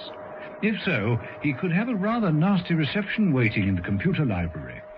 The lift stopped. Steed stepped out. The room appeared to be empty. So far, so good. Oh, that figure slumped in that black leather chair. Enormous figure. Steed approached cautiously, wondering if it could be Armstrong, but the gloved hands that hung over the broad arms of the chair appeared to be lifeless. There was no sound, no movement, no sound of breathing. Steed suddenly reached for the reading lamp on the desk and flashed it on the inert figure. The hatless, indefinable face was covered with a light-coloured stockinged mask, upon which perched dark glasses. Gotta get a better look at you, chum. Working swiftly, Steed removed the stocking. Underneath was the stainless steel face of an automated man. Steed tapped the face with the glasses. A robot, all right. A killer robot, maybe. Steed replaced the stockinged mask and glasses. Nothing but a dark hat lay in the figure's lap. A sudden noise alerted Steed. He looked around for a place to hide. There wasn't any cover in this soulless, clinically neat room. Steed spotted the air-conditioning grill. Oh, blast. It's bound to bring someone. Steed succeeded in getting the metal grill free and squeezing into the air shaft, closing the grill back into position just as the door opened and Armstrong in his automatic chair glided into the room. Oh, come, Benson. No need to worry about answering that. Is that it? In the chair, that is? Yes, that is it. The Pabulum robot. He's quite harmless, really. That is, until programmed. Then even I can't stop him. Of course, he's only a prototype, like a child, really. But one day he'll have a brain more efficient than this computer. He'll be powered by solar energy, and that steel casing will stand the blast of an atomic shell. He looks quite human. Uncanny. Yes, but he travels with the accuracy of a guided missile. How? Let me show you. He's directed by a simple radio transmitter. Now, Steed's frequency is 0.113. Watch. Steed, in the air-conditioning shaft, was all ears and peered out anxiously. Armstrong made an adjustment to the panel on the computer. A radar screen lit up. A small flashing light commenced to bleep upon it. There it is.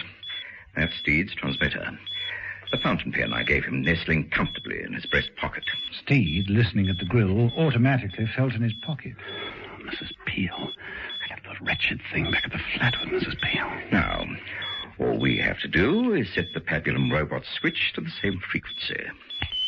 A counter bleep could be just heard coming from the robot. It got to its feet and headed with a shuffled tread for the lift doors.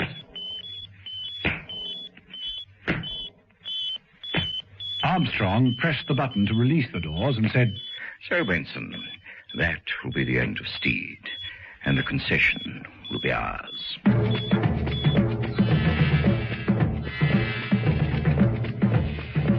In the air-conditioning shaft, John Steed knew he'd got to move quickly.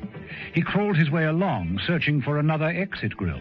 There wasn't one. He was trapped. In the computer library, Benson and Dr. Armstrong watched the progress of the two dots on the radar screen. When the Pabulum robot reached the fountain pen transmitter, it would kill viciously. In Mrs. Peel's apartment, Emma was making a phone call, the offending fountain pen lying in front of her. Thank you, Mr. Tassamo. I'll get Mr. Steed to phone you tomorrow morning without fail. I'm sure we can do business. Yes? Yes, I got that. 11:30. Goodbye.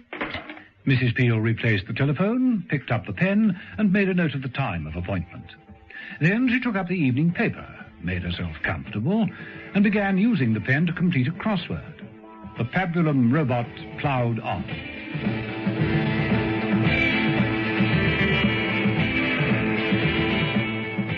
Some time later, John Steed, wandering about the tunnels of the air-conditioning unit, found himself in what appeared to be a small maintenance room. It had a door, but no handle from the inside. Like being trapped in a meat safe. Oh, what's that? It was a thermostat control. The fans were set to 65 degrees. Steed smiled and turned it all up to maximum. The temperature rose quickly. Later, in the computer library, Armstrong looked up from the radar scanner. It's getting darn warm in here. Nerves unable to stand the pace, Benson. Oh, it isn't that. Look at the thermometer on the wall. It's over 70. It's nearly 75 now, and it's going up. What? Must be a faulty thermostat. I'll call maintenance. Steed, back in the maintenance room, wiped the sweat from his brow and took up a position by the closed door. A short while later, the door opened. Steed reached for a heavy spanner and was about to bring it down on the head of the man who entered when he stopped. It wasn't a man. It was a white-coated robot. Slowly, and with difficulty, Steed edged past the robot and made a quick exit down the corridor. Get going, Steed.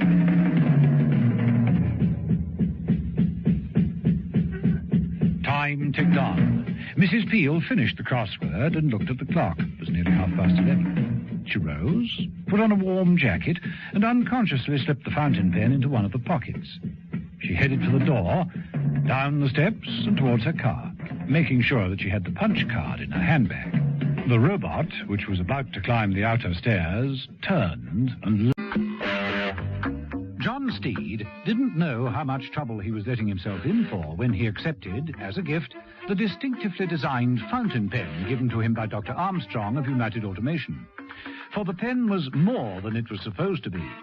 Inside it was a simple radio transmitter, beamed back to the computer library, where Armstrong had geared a pabulum robot to exactly the same frequency. Had the plan worked, Steed, carrying the pen, would have guided the robot towards him and been killed in much the same karate way as were the other men. But Steed had, all unwittingly, passed the pen on to Mrs. Peel, who had just had a narrow escape. Steed hadn't done all that well either.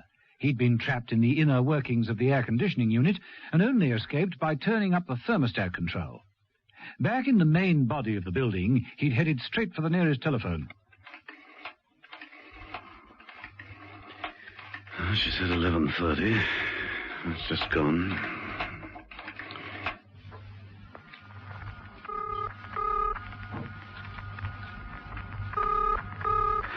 Oh, come on, woman. Too late, Steed. But in the library, Benson and Armstrong were also bemused. For on the radar scanning screen, the two dots that represented the transmitter and the robot were growing farther apart. What's happened? The robot's lost him. Well, that's impossible. For his movement, I agree, but it can't do anything than delay matters. It'll get him. A door opened and a large white-coated figure lumbered in. The maintenance robot's come to report. The robot stopped at the computer panel and inserted a card. A moment later, from a slot in the computer, a punch tape, dotted with the minute holes of the computer's vocabulary, gushed forth. Now, let me see. Armstrong reached out, tore off the strip, and with a skilled eye immediately interpreted the tape. What the? What's wrong, Doctor? What is it? The thermostat was altered manually. There's an intruder in the building. What's that? Someone using the telephone in the next room.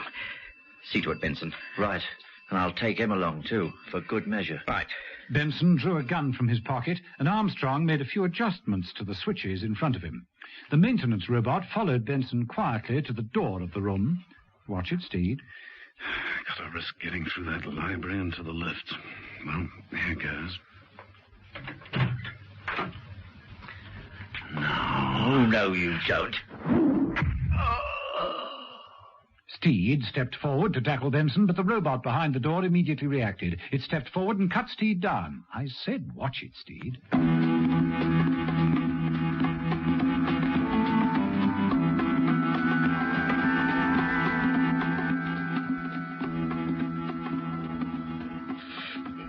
Welcome to the land of the living, Steed. Right, keep him covered, Benson. Don't worry, one move and he's a dead man. You should count yourself fortunate, Mr. Steed. The Papillon robot that stands before you was programmed just to knock you out and not to kill you. How very remiss of you. I can't wait for a return bout. It'll be a pleasure to short-circuit him once and for all. Now, let's see. Don't move. Oh, there another of them. Looks almost human. Oh, no, perhaps not. What? Another crack like that now? No, do be quiet, Benson. That's the trouble with man, Mr. Steed. He's such an impulsive creature who cannot cope with crises. Today, one wrong decision, one simple error, could bring total destruction. And I suppose you think you've got the answer, Doctor. By all means. There, Mr. Steed, in the Papillon robot, the electronic brain.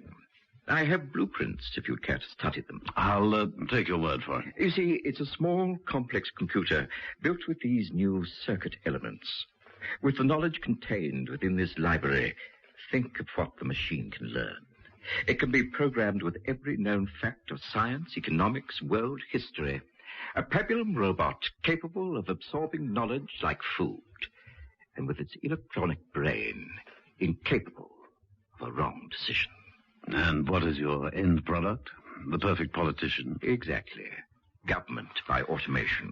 Sounds to me like an electronic dictatorship. It is the only solution. Well, I'd say that would be up to the voters. They might disagree. Once we take delivery from Hirachi of a mass-produced army of Papillon robots, it will only be a question of time. Dr. Armstrong! Doctor, look! Armstrong swung his chair round and followed the gaze of Benson towards the radar scanning screen. The 2 points of light had started to flash again. The small one was nearer the center of the screen, the larger one following behind. About to enter the building. A friend of yours, carrying the fountain pen, eh, Mr. Steed? Maybe. Well, it's an opportunity to demonstrate to you my radio-controlled Papillon. Whoever it is who is calling has a very nasty surprise awaiting them.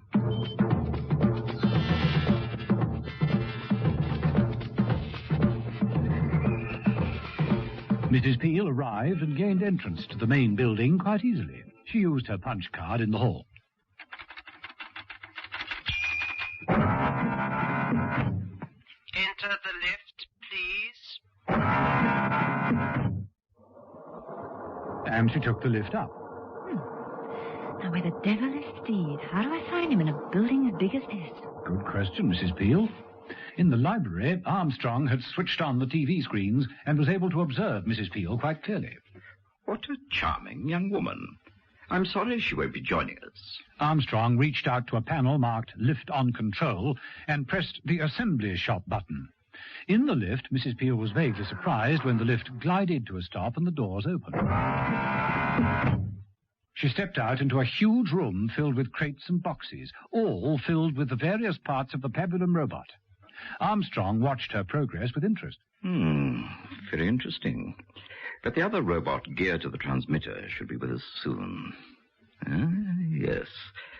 The closed-circuit TV is picking him up in the lift. Steed watched with growing apprehension as the enormous figure of the Papillon robot filled the lift.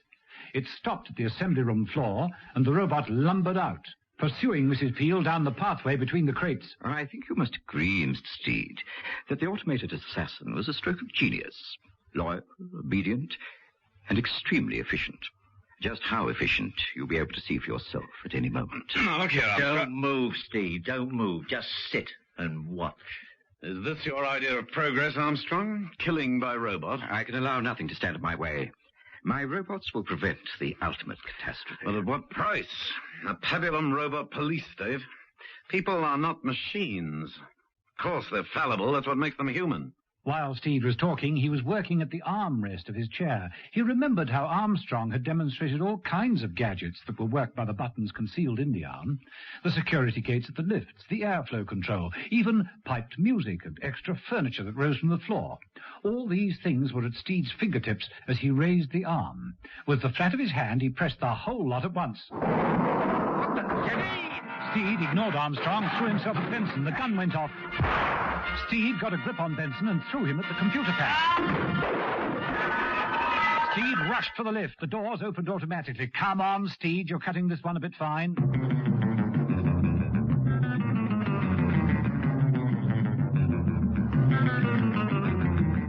In the assembly shop, Emma stopped her investigations when she heard the familiar sound of the robot's footsteps.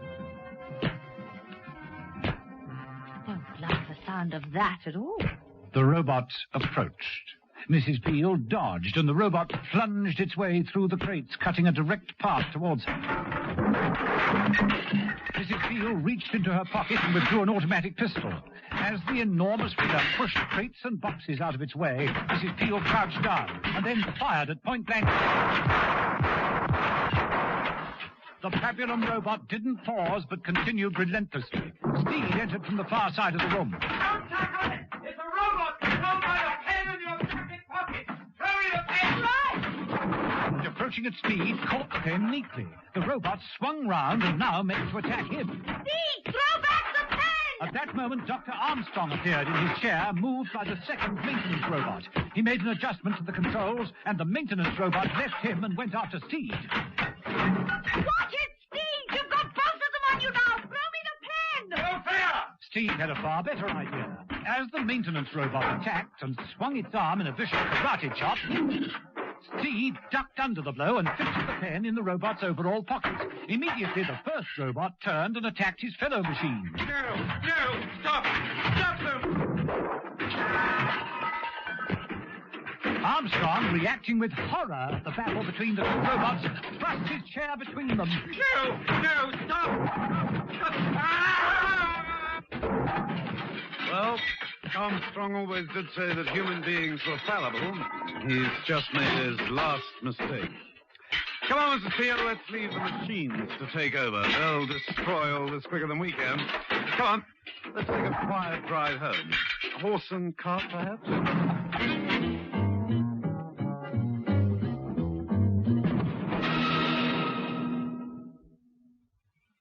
And with a final heave on the spanner, Ronnie Miller finishes changing his flat tire in just 6 minutes, 32 seconds. Well done, Ronnie. You play any other sports? I wash the car once in a while. You look very fresh, Ronnie. What deodorant do you use? Shield for Sportsmen, of course. Why? It works. Shield for Sportsmen deodorant won't stick, sting, or stain. In aerosol or roll-on, it's made to keep sportsmen cool and dry. Think what it can do for you. The cleaning power of cold water Omo gives you the superb cleanness you want from a washing powder. Listen to Mrs. Baxter of Claremont. It really is good, you know. I mean, it's unbelievable, really, that it could be so good, you know. Once an Omo user, always an Omo user.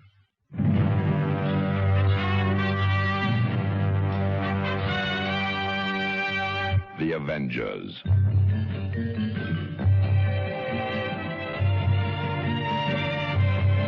Listen every evening, Monday to Friday, to John Steed and Emma Peel, The Avengers, brought to you by the makers of Cold Water Omo. The Avengers, Donald Monat as John Steed and Diane Appleby as Emma Peel, is adapted and directed by Dennis Falbig and produced by David Gooden.